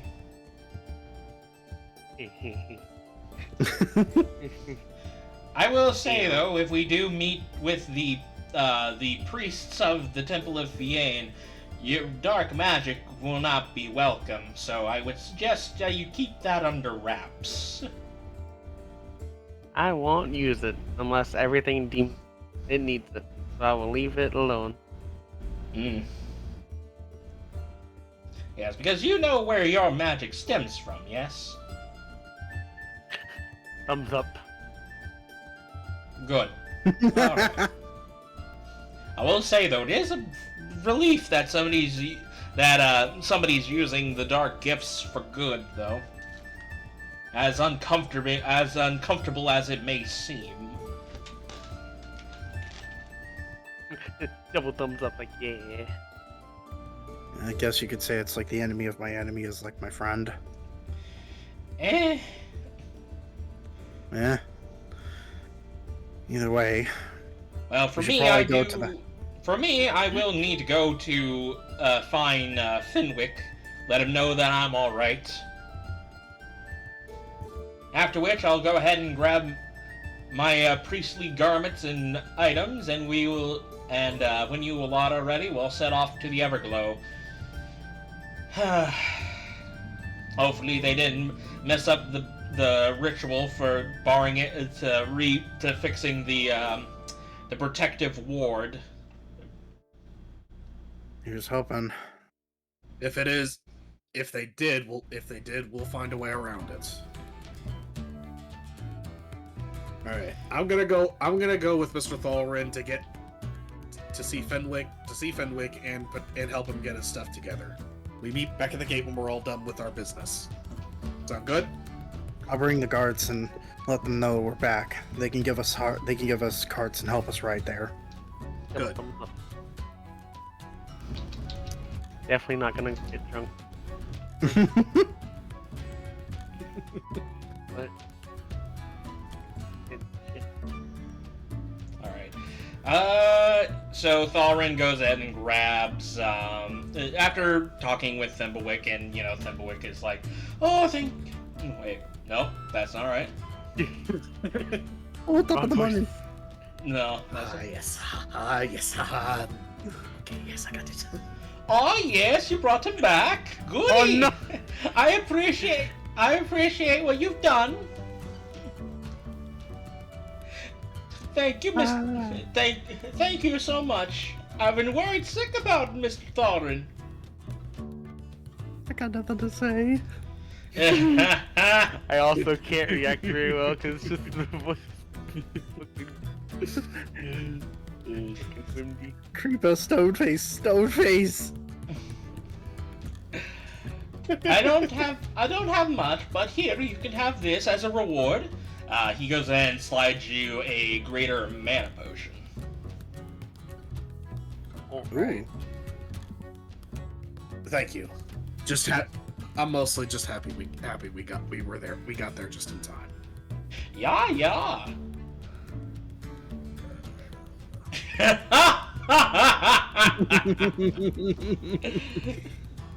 Raider. Well, if there's anything that you need, let me know. As you, you get your reward from Fenwick, you head over to the priest's house where he goes into his room, he opens up his closet, and he pulls out a piece of chainmail that he goes ahead and drapes himself with, along with a holy symbol of Fiane. As he goes ahead and dons his armor and holy symbol, he's like, alrighty. I will say, though, due to my old age, I'm not really much of a fighter anymore, but I still have a few tricks up my sleeve in these old rags. Well, hopefully you can leave the fighting to us, and you can just keep those aces up your sleeves. Very much so. Oh, there is one thing I do need to get, just in case. As he goes ahead and goes to the top shelf, and he goes ahead and pulls out a scroll. These are the rites for sanctifying the barrier that allows only those blessed by worshippers of Fiane to pass through the forest.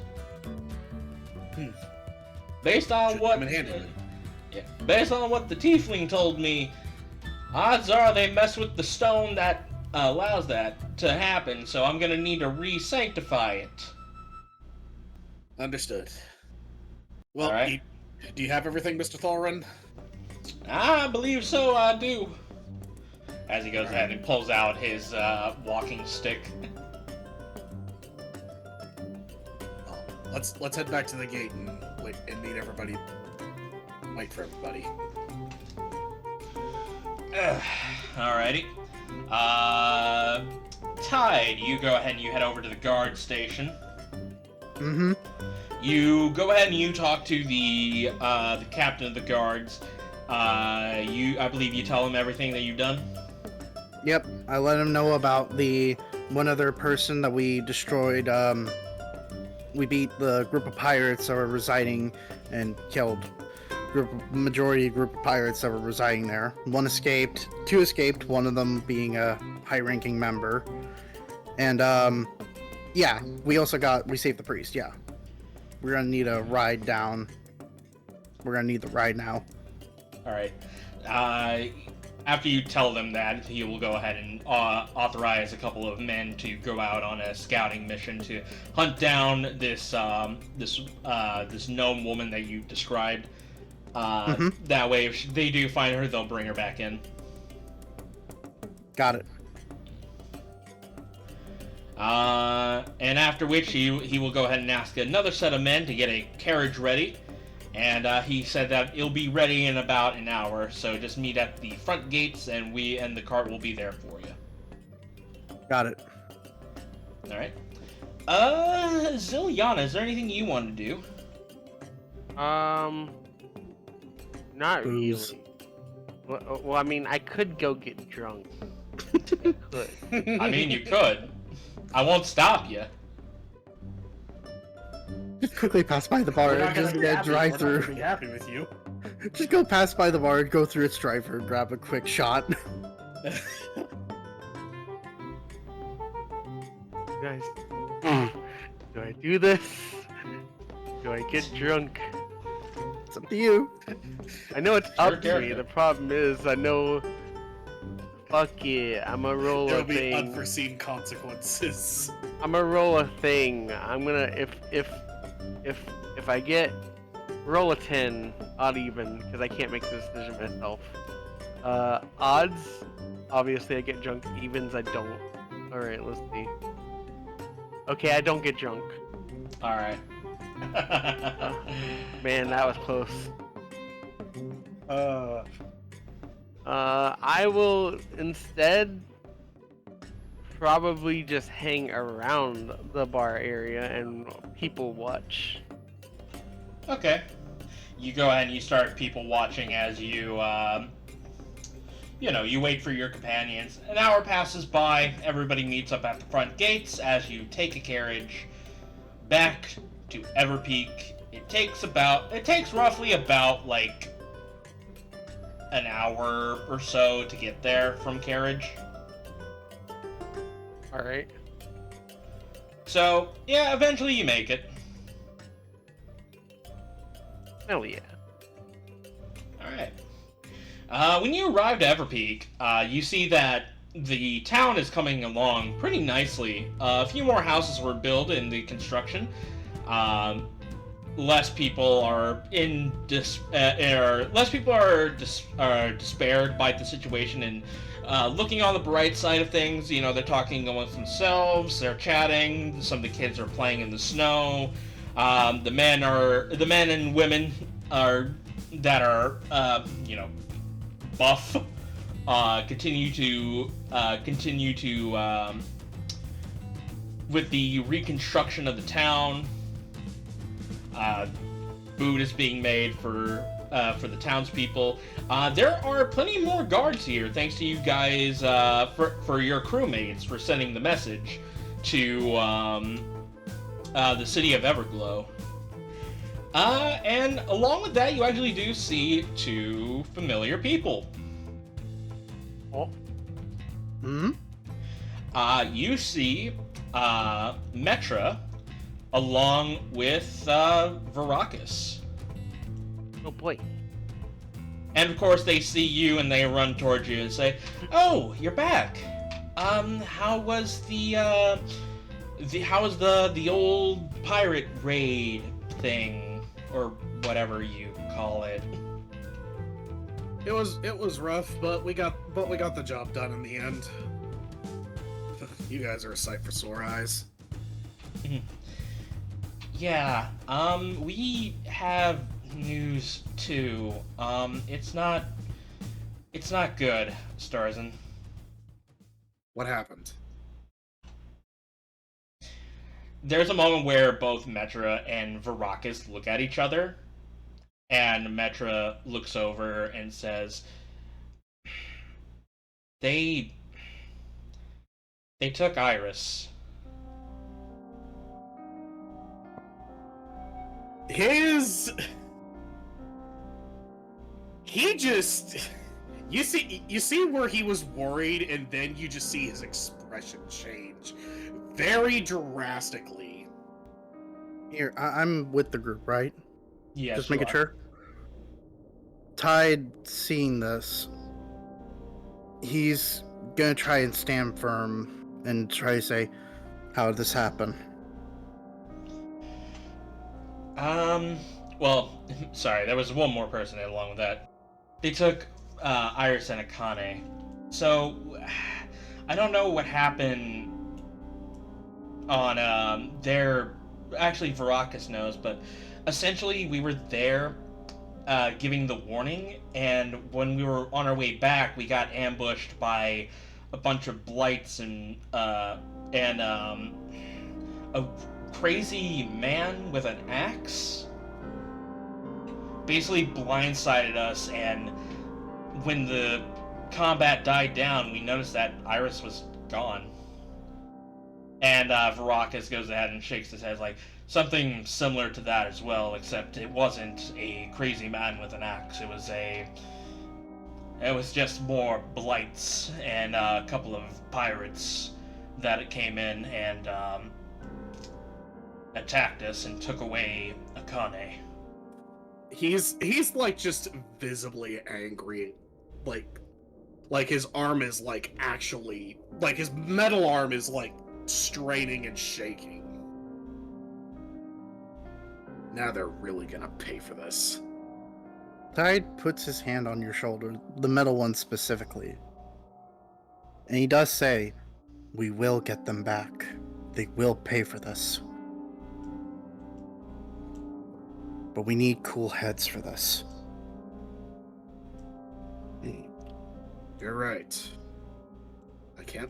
I'm not gonna let anybody else suffer the same fate as my family and my hometown. Real Zero also pipes up and say, wait, if they were kidnapped, that means that they're probably gonna... Oh, we need to find them and find them fast. Yes, we do. We need to hurry before... We need to start moving now before it's too late. Who knows how much time they have left. Did you happen to... Metro goes and pipes up and say, well, did you find any clues on who and what we're dealing with? We're dealing with a massively powerful pirate crew. Marana Thornheart. Captain Thornheart, Captain Marana Vilstrix, I think is what her name was. She goes by the title Thornheart. Along with her companions, we know at least 3 of them that are dangerous. That axe-wielding murderer is one of them. Another's a druid, and the last one's this tiefling. He wields some weird, shadowish magic. Not just any shadowish magic. He's... Metra, I found out in his journal, and he's actually pulling out the journal, and pulls it to the exact page that Rosira found. This tiefling ran into Kalis. They exchanged, and he managed to get an exchange on some of the shadow magic from that book. Oh, no. Since now I hear that name, does it ring any bells in Tide's mind? I wouldn't think so. Okay. Yeah, no, there wouldn't be no bells ringing. Okay. Kalis? Is that another one of your crewmates? It's a long story. He was someone we knew back from Silvervein. He's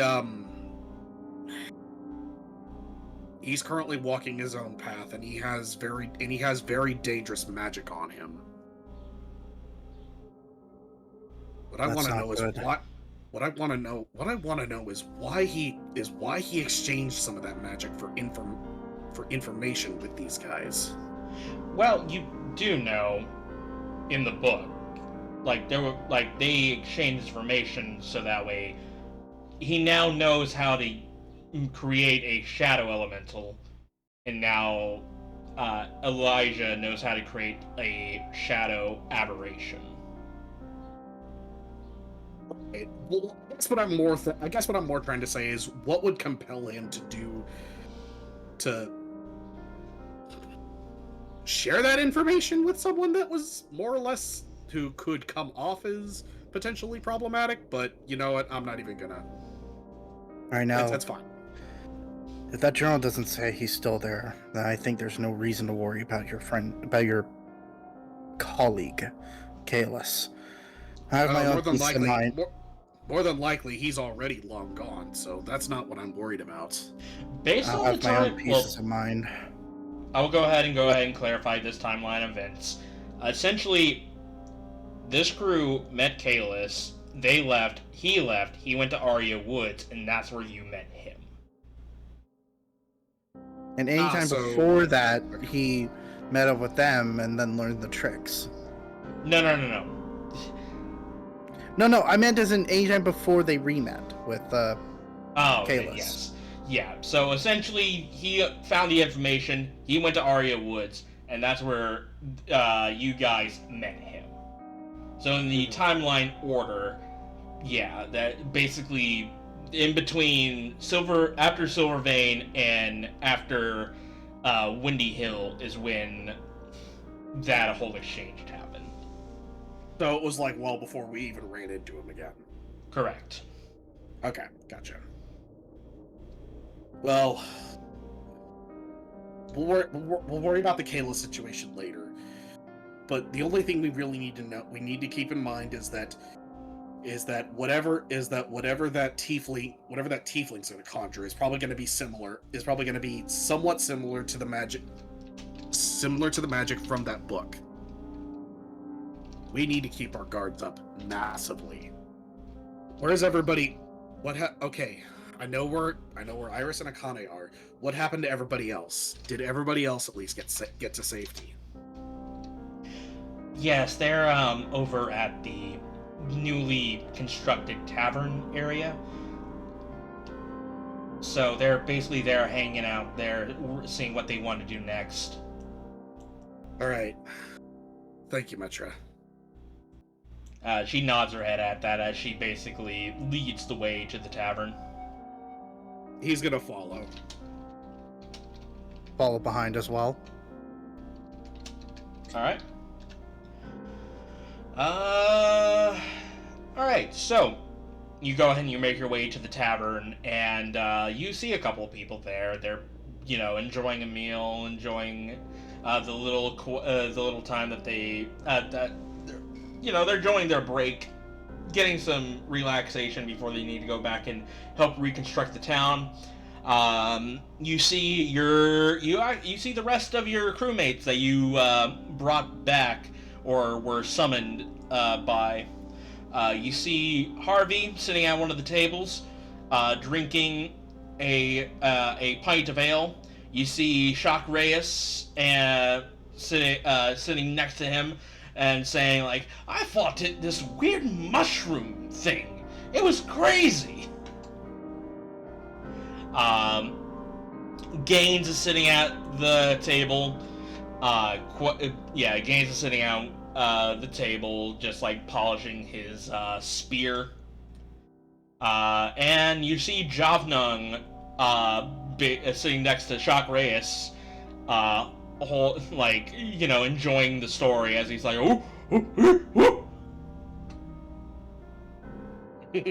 speaking his monkey speak. Those two are just in their own little world, and it's great. But as soon as you open the door, a few heads turn, and for the parts of your crew, they see you as like, so you're finally back, huh? Says Gaines. Yep, we are, and it seems like we've got a lot of work to do. Yeah. I'm beating myself up over here because they really did pull a fast one on us. I guess I should have figured that this was a possible risk. No matter what happens, though, we're not gonna sit here and blame ourselves. We're gonna get them back. Yeah, but I guess the question is what's the plan? Well, first off, we're going to use... Oh, wait. I'm not the captain. I'm not a member of the crew, technically, so I shouldn't say anything. I'm too used to being Brutus. Well,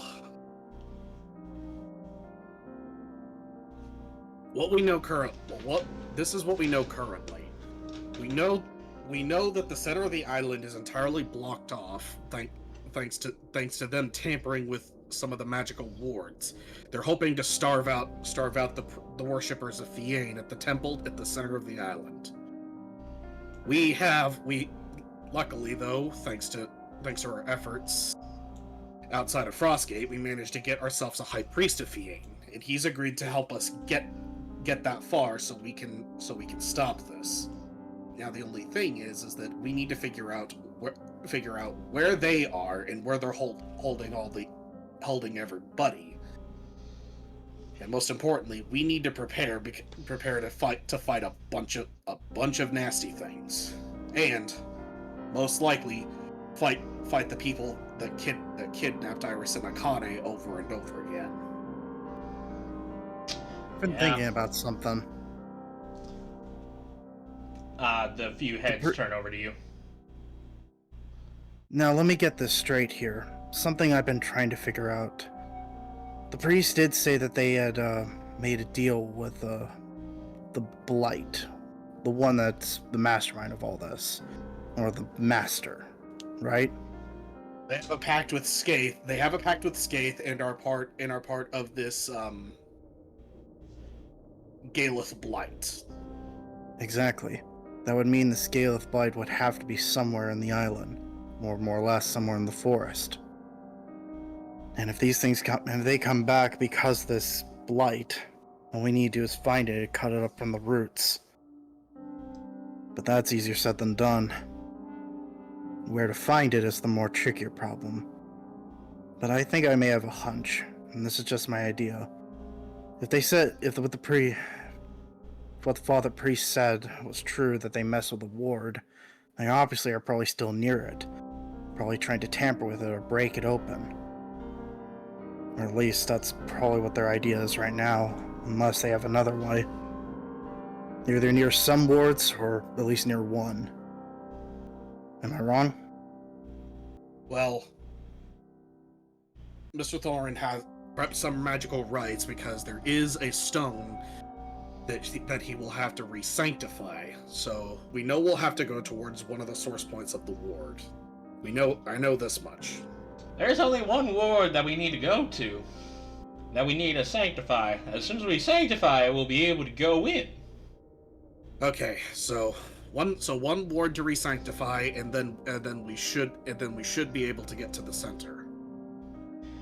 Although, odds are if we're banking on me re-sanctifying it, they're probably going to send all their forces in to stop me from doing so. That More would, than likely. that would include those giant tree blights and their elites. In which case, They're gonna I'll need to be protected. If I go down, or they manage to interrupt me in my right, I'll have to start all over again. Right.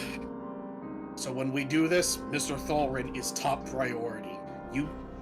If something is heading towards him, you either take it down or make sure it can't, or keep it busy long enough for Mr. Thorin to finish the rites. I guess the question is who are you gonna bring? Are we all going, or what's the plan here? Says Harvey. Who could we all reasonably get away with bringing? I mean, you can bring whoever you want that's within this group right now. But before that happens, Metro will go ahead and pipe up something. There is something that I did have a question about. All right. If they're pirates, where's their ship? That is a good question. Only two wouldn't be docks able in to- this. They wouldn't be able to keep it near a dock. It would probably draw too much attention, given what they're doing. Especially considering we've raised high alert on the entire island. And it must be the river. Right, They this whole thing here is kind of like a river, right? Or is it frozen? Yeah, it's a river. It's just to indicate that that's a river, and that leads out in the ocean. And They would they're have- somewhere. Sorry. They would have to hide it far enough, either in the river or on one of the coasts. They have a druid on their team, and they were able to escape by digging grounds with vines and so forth. I wouldn't exactly disbelieve if they somehow have a hole somewhere near the river. More than likely, that would be the case. Or either that or somewhere across near the island closest to the forest. Either way, the river's probably the best bet. Well, if that's the case, then I have a suggestion. Shoot, what's your suggestion? What if we send a group of us to go find this ship and make sure that they don't have a way of getting off this island? Well, considering they want to use this so-called power to get to the Grand Sealy and find the Primordials bounty, I say that's not a bad idea. We could, if they get all this power, we could at least strand them on the island. Which way does the river flow, if I may ask? Up to down. I guess left to right to left. I guess This way? Yeah, pretty much. Yeah. Okay. Well, if they want to get out of here as fast as they get that power, they would have to at least put their boat some way so it doesn't get swept up in the river's currents. Maybe here, or here. It could also be right there, just as near the shore between the waters. At most, we're probably thinking somewhere between around here somewhere. Lots of places to hide a ship there. You guys still have a ship, right? We do. You have a way to contact your ship? We do. Then why don't you contact your ship and take the river path? You guys meet up with them and you keep an eye look while you go across. I don't know. The problem with that is we don't really have that many crew members to run a ship. Because at the moment there's Gale, Sage, Harley, and there's Brutus along with Jade. Not to mention Bishop. Oh yeah, and Bishop. Why is Bishop not on this board? The fuck? What am I doing? We don't have enough hands on the ship currently for them to sail it and get into a fight. It would be easier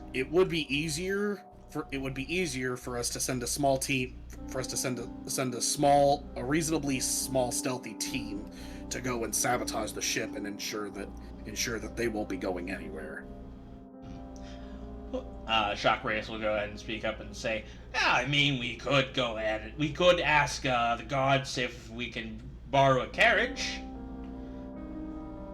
While Metra sends in a flying note over to Gale to get the boat ready. We'll be there and we'll cut them off at the path. And while having a small group sneak in and destroy the ship. Not a bad idea, Shock. Yes, for I, Shock Reyes! What the fuck was that? A lightning bolt out of fucking nowhere strikes Shock Reyes and he is unharmed.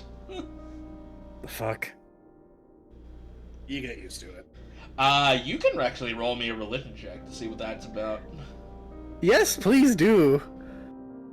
Where's religion? He's the only. Tide would be the only one that flinches. Everybody else is just like, yeah, this happens every day. 5. Can you roll me one more time because technically this would have been with advantage considering your past your history. 9. Aww.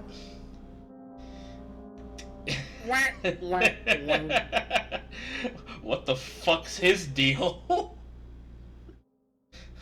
You've never heard of a Stormbreaker? Fuck. That is so sad.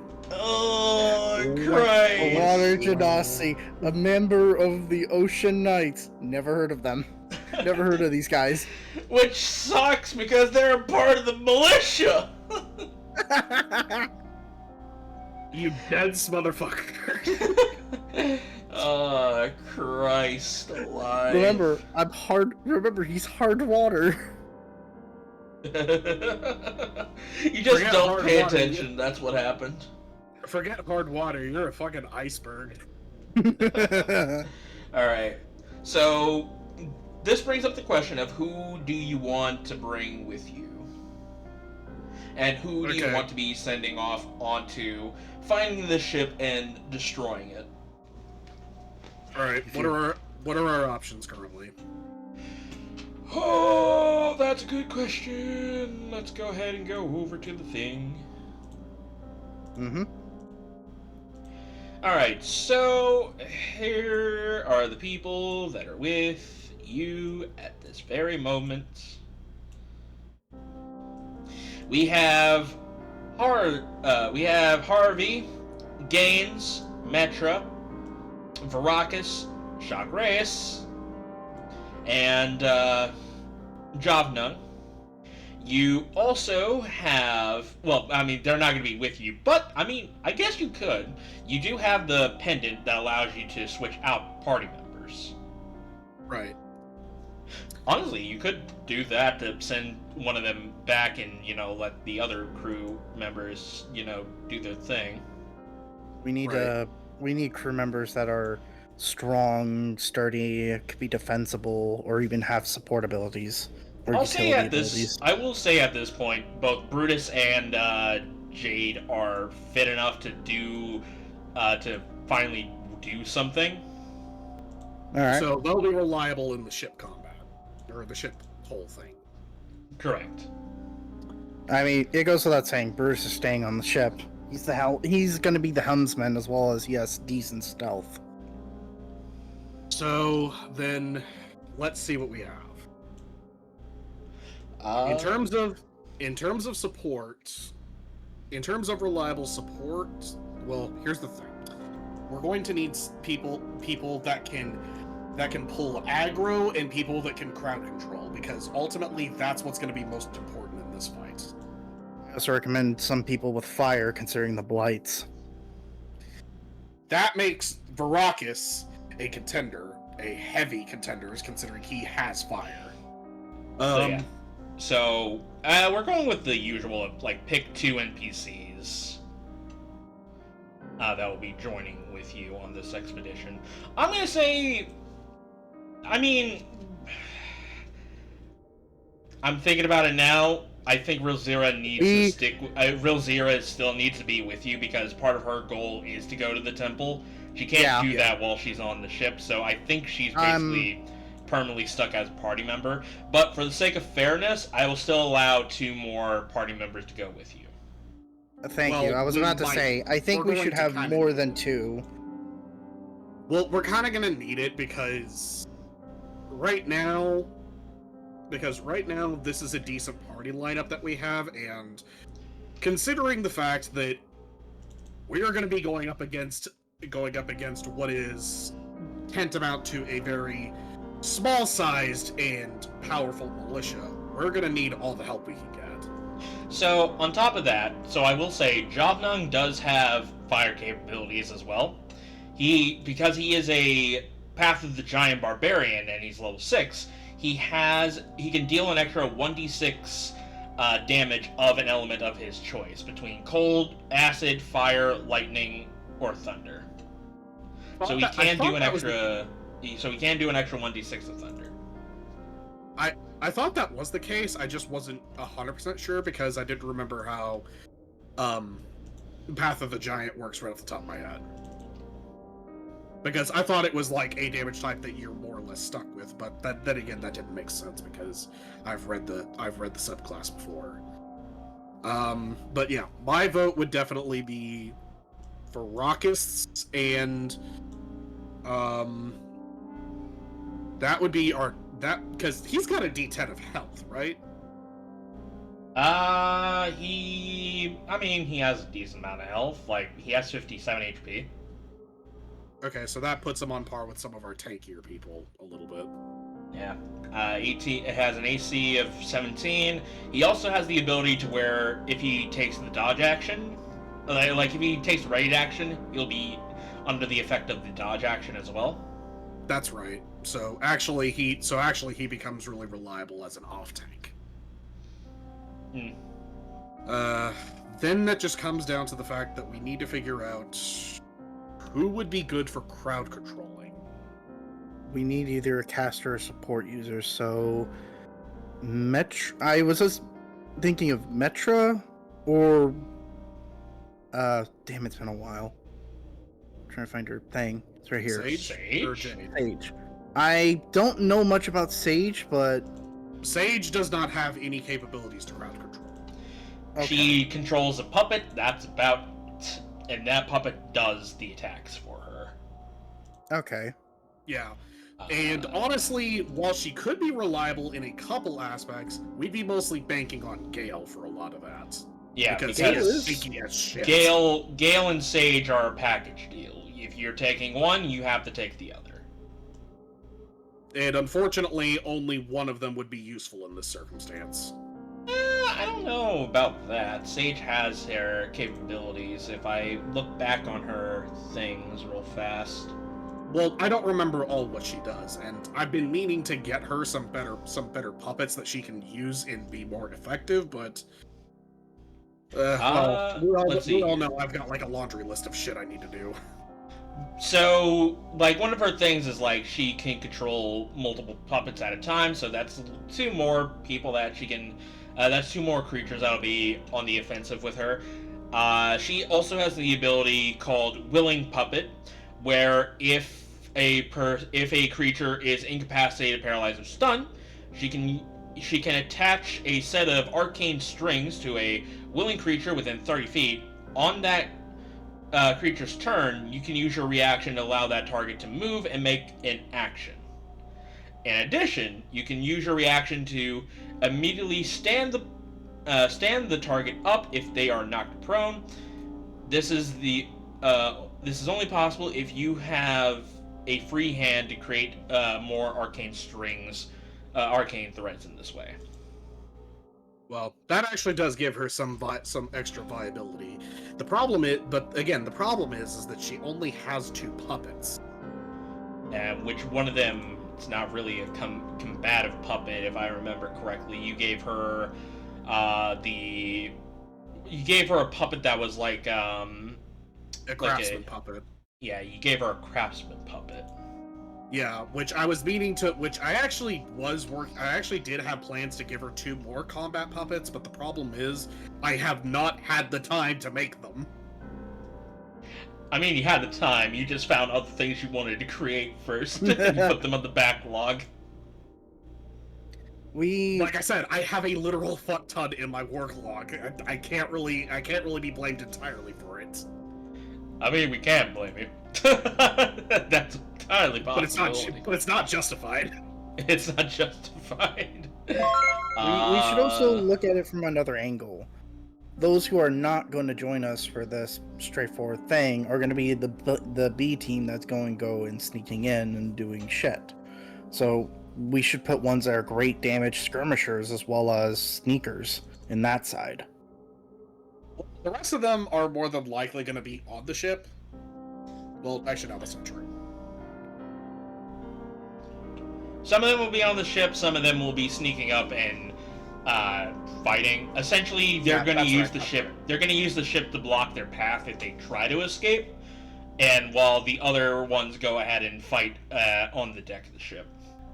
I think reliably in this circumstance, my vote for a second one is going to fall between either Harley or Metra, because they have semi-decently reliable crowd controlling. I will say Harvey does have bombs, so he does have area of effects. That gives him viable crowd control. I'll throw him in that list as well. Alright. So, so you picked these 4. What about you? What do you think, boss? What do you think? Okay. Definitely Varaka, since he has fire abilities, right? Correct? Yes, he does. He controls magma. Good. With him guaranteeing controlling magma will allow us to deal with those blights, especially the mushrooms. The Mycelics will definitely be a problem. Does Shock Reyes have any AoE based abilities? Technically, he does. He can basically stop people from moving if they're within 5 feet of him. That's right. He does. That's right, because he's a warden. He does have that benefit to pull aggro. If we have him stay near the priest when all this goes down, we at least have a barrier. So I would like Shock Reyes. All right. As for anyone else, Harvey for bombs for AoE would be nice. The only other 2 people I can think about is Metra for support spells and support abilities, and well, yeah, let me see what kind of spells she has, because I don't think I've set her up to be support. Right. No, not support. I meant as in like utility and powerful spells. She definitely has more combative spells than utility, per se. She can cast Haste, she can cast Slow. She does have Fireball, so big AoE there. She does have Scorching Ray. She has Chromatic Orb, Temporal Bolt, that's a one-target thing, but it stuns that single target for a number of rounds while taking That's probably good for the elites. Yeah, while taking chip damage along the way. She... Unfortunately, you're not... Well, yeah, so there's that. Harley... Let me go ahead and look at Harley's thing real fast. He has all the support spells in the way of, like, he can cast Fairy Fire, get a large group of enemies to be covered in Fairy Fire, so that way you have advantage on attacking them. He also has Healing Word, along with Mass Healing Word. He also has Tiny Hut. So, basically Harley's more defensive, whereas Metra's more offensive. Well, he does have some that are fire. Like, he has Scorching Ray. He has Shatter. Mm-hmm. He also has Dissonant Whispers. He also has Firebolt and Vicious Mockery. All of which are perfectly viable in terms of offensive capabilities. Yeah. So Metra is combative. Harvey has combative, but is also supportive, especially with his new class that gives buffs and debuffs to enemies and allies. Mm-hmm. So there's that for you. And again, Harvey has bombs, but he also has potions that he can dispense out. Which would be nice. So he can give you guys a supply of healing potions that he can give you guys before combat starts, along with other things as well. I need to look back into his book because I believe he has other potions that would be useful. From what we're going to guess about this combat, it's going to be like a tower defense of some sort. Oh, we're going to absolutely. have to defend the priest so we need 3 things. We already have like 2 damage dealing skirmishers. They're not going to be useful for tanking. I could do dodges, but I can only do it once. Well, here's the thing. Well, keep in mind, here's the thing. You two aren't primarily there to tank. You're there to act as interception. I know, but I'm saying what we're missing. Varakas can serve as a tank decently well enough. Just as so can Shock Reyes. I think those 2 would be the best tanks options, to be honest. Bishop can also serve as a tank while also reliably shredding anything that gets in close, but I think he might be better served with the other B team. That's what I was thinking too. I also don't think we should bring Jade out of character. The main reason is because Jade is a druid. Though that does seem like a benefit, it may also seem to be a detriment, especially if we'll work on a face. Well, her benefits might prove more beneficial in terms of helping out Team B. But again, we're getting ahead of ourselves.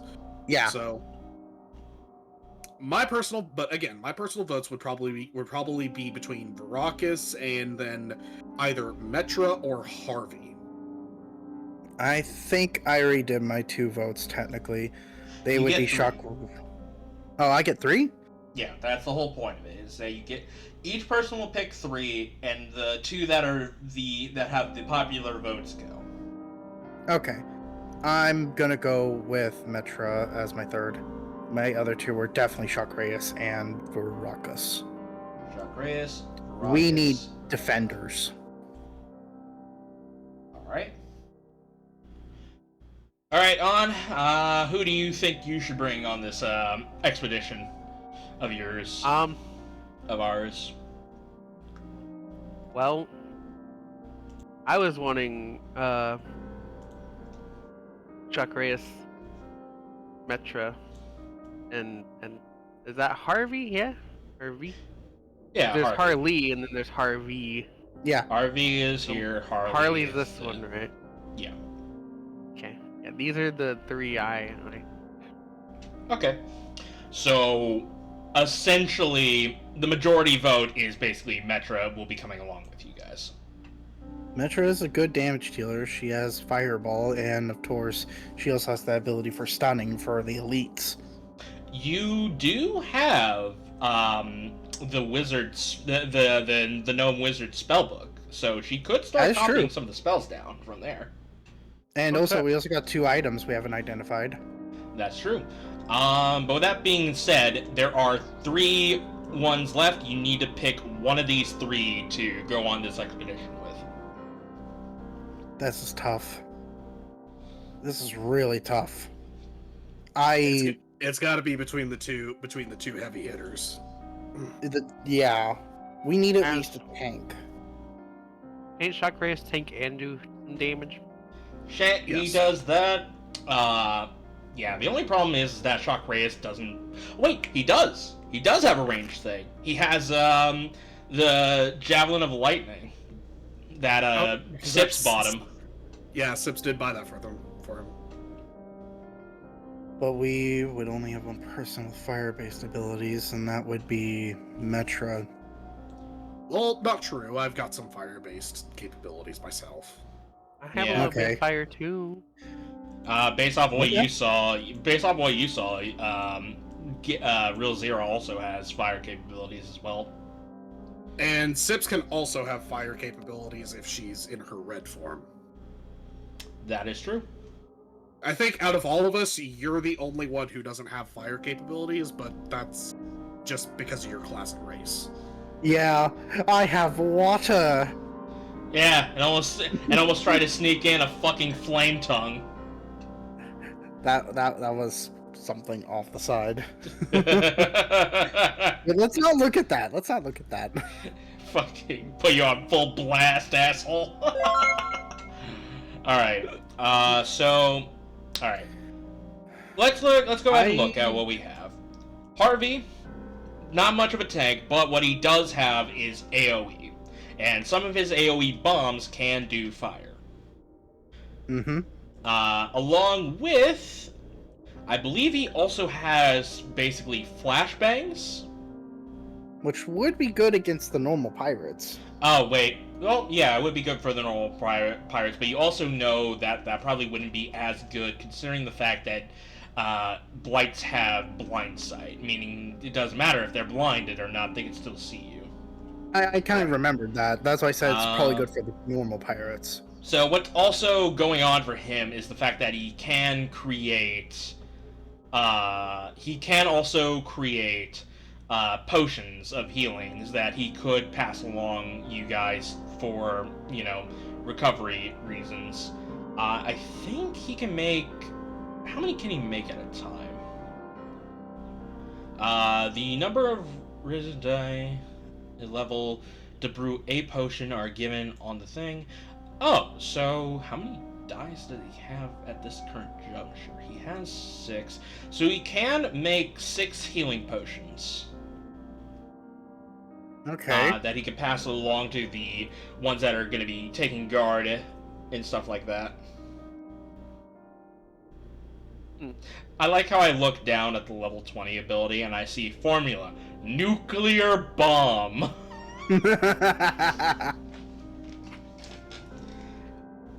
Damn. Tactical nuke incoming. I love how your mic was just like, oh, we're gonna Peeking. muffle this. Yeah. His mic was peaking. I was also trying to restrain my voice so it could actually be heard. Because my mic loves to cut off. Have you tried changing the I have tried fucking with the noise suppression. It seems to work at times, and then it just seems to have the same problem. I'm honestly convinced it's an issue with my microphone in general. I'll have to tweak it and fix it. I might also just have to clean it. Gotcha. Alright. Anyways, back to the thing. So Harvey has bombs, he can make potions of healing that he can pass around to you guys. Matter of fact, if I'm not mistaken, he created a couple of very powerful healing potions when you last saw him on the ship. That he definitely did, so he's got that going for him, which honestly, We wouldn't have a tank, but it would give us a bit of an edge. It will give us an edge with healing as well as Extra potion AoE advance. containment. Yeah. We would be purely offensive, but we wouldn't have any defensive, and we'd have to work overtime to essentially intercept threats that try to beam their way to Mr. Thulren. Yeah. That would also mean that we would have more potions to bring him back in case he falls down, but that would mean we have to restart from the beginning again. So Varakas can create pools of magma. He can shoot. He has bending that can be shot out of range. And when he does activate his magma bending, his hammer also becomes lit with magma. So he has nothing but fire damage to his name that he can toss around and hit multiple targets with, per se. The only thing is the fact that he only has a few amount of points that he can spend to do all the tricks of the trade that he is known for. In other words, if we don't get this done and start messing up, he loses the war of attrition. Essentially, yes. And we're playing this more or less like a tower defense. Most tower defense games are more like wars of attritions. And most of his things are concentration, but the ones that, but the things that are not that are, you can create an area of quicksand, a 20-foot cube that at a point that you see within range becomes soft and basically makes it difficult terrain, or something along those lines. He can make a wall. It's a small wall, but he can make a wall. It's area denial, which is still viable. Oh wait, a wall of earth that shoots up to... Oh, it's only for himself whenever he's about to get hit. Never mind on that. No. Yeah. Well, I mean, the quicksand is definitely still reliable as a area denial, but yeah. Yeah. Shock Reyes, we all know his bit. He will basically he can use his Warden's Grasp, or his Warden Grasp to prevent people from moving anywhere away from him, as long as he's constantly using it. He has lightning based capabilities. He can deal extra attacks. He has his Javelin of Lightning, which basically, if he speaks a command word, it transforms into a bolt of lightning, forming a 5-foot line that extends out to a target within 120 feet. Each creature must make a dexterity saving throw or take 4d6 lightning damage.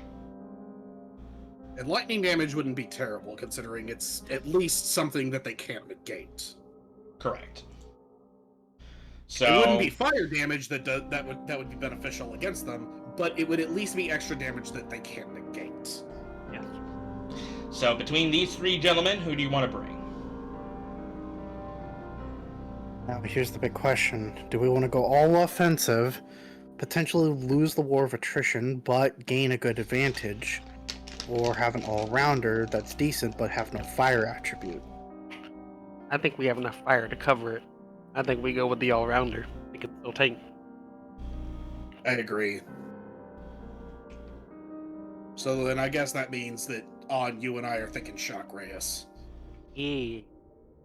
Yeah, my thoughts exactly. Alright. Alright. So the two people that you're bringing with you on this expedition are Shock Reyes and Metra.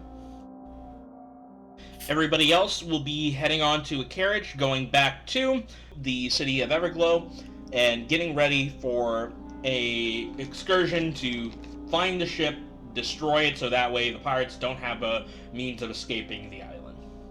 Do we want to use the medallion to send one of them off already to the ship to let them know? Would be a good idea to probably do that. So yeah, probably should. We can do that to send someone back and give them the heads up. Harvey's willing to volunteer for that. Good. Do it. I have a dumb idea of who you could send here. Brutus. What? Brutus? Brutus was still No. there. He was on the ship. Yeah, I know, but you need a switch, remember? Or can we just send one person there and that's it? Oh, yeah, yes, you do need a switch. Yeah, I was just having a funny thought of just, Tide and Brutus in the same room. I mean, you could if you want to. That's the rest. That's up to the rest of them as well. It was just my dumb idea. I mean, What there's is your no... dumb idea? Basically switch Harvey with Brutus, so that way Brutus and Tide are in the same room together. Oh, so you just And want to talk to yourself? I mean, it's a dumb idea. I don't want to, but it's up to you guys. I always knew Boss. Who's the scrawny fishman? I always knew Boss was a narcissist. Oh my god! It's like that Obama meme where Obama puts a fucking medallion over Obama. It's Boss putting a medallion over Boss. Yeah, pretty much.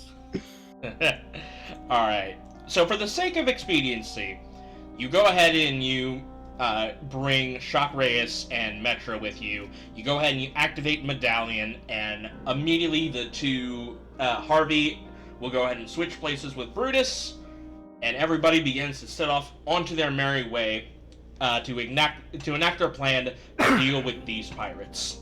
And that is where we'll end tonight's session. Yeah. Holy shit. With that being said, how about we go ahead and get voting out of the way? Alright. Oh, Who's going first? Do it. that's right. You had inspiration. Yeah, I took it away. That would have been I great didn't- for I that was nat one. wondering. I was What wondering. do you mean? I forgot we could give it to another person. It's fine. It's fine. You know what? For the sake of it, since you're the one who was doing a lot of the role playing, Starzin, who do you vote for? I am going to vote for me. I'm just kidding. I'm not going to vote for myself.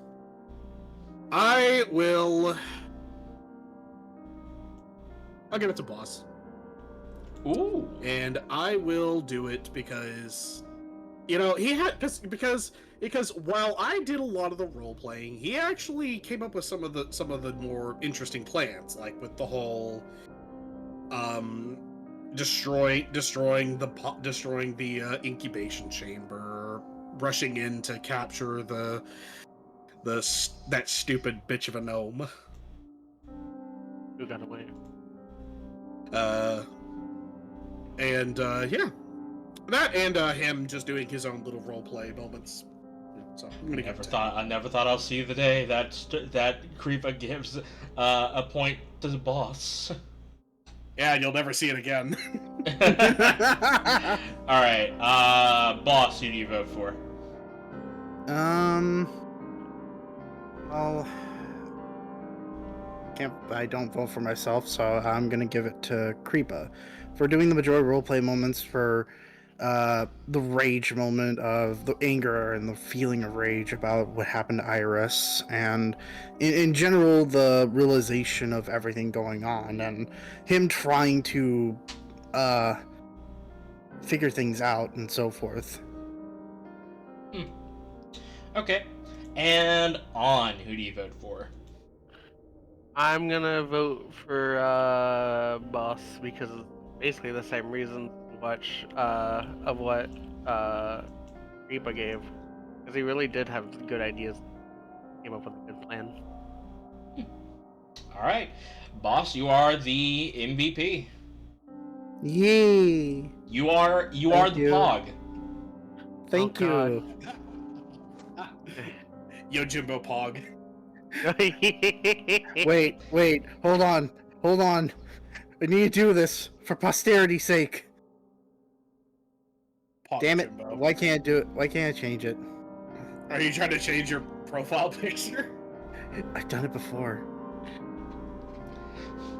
Because you did it before doesn't mean you should now. See? Oh, he did See? it. That thing. I mean, I Hi. don't. There it is. Hello, I'm back. I mean, I don't, because I don't have the thing on.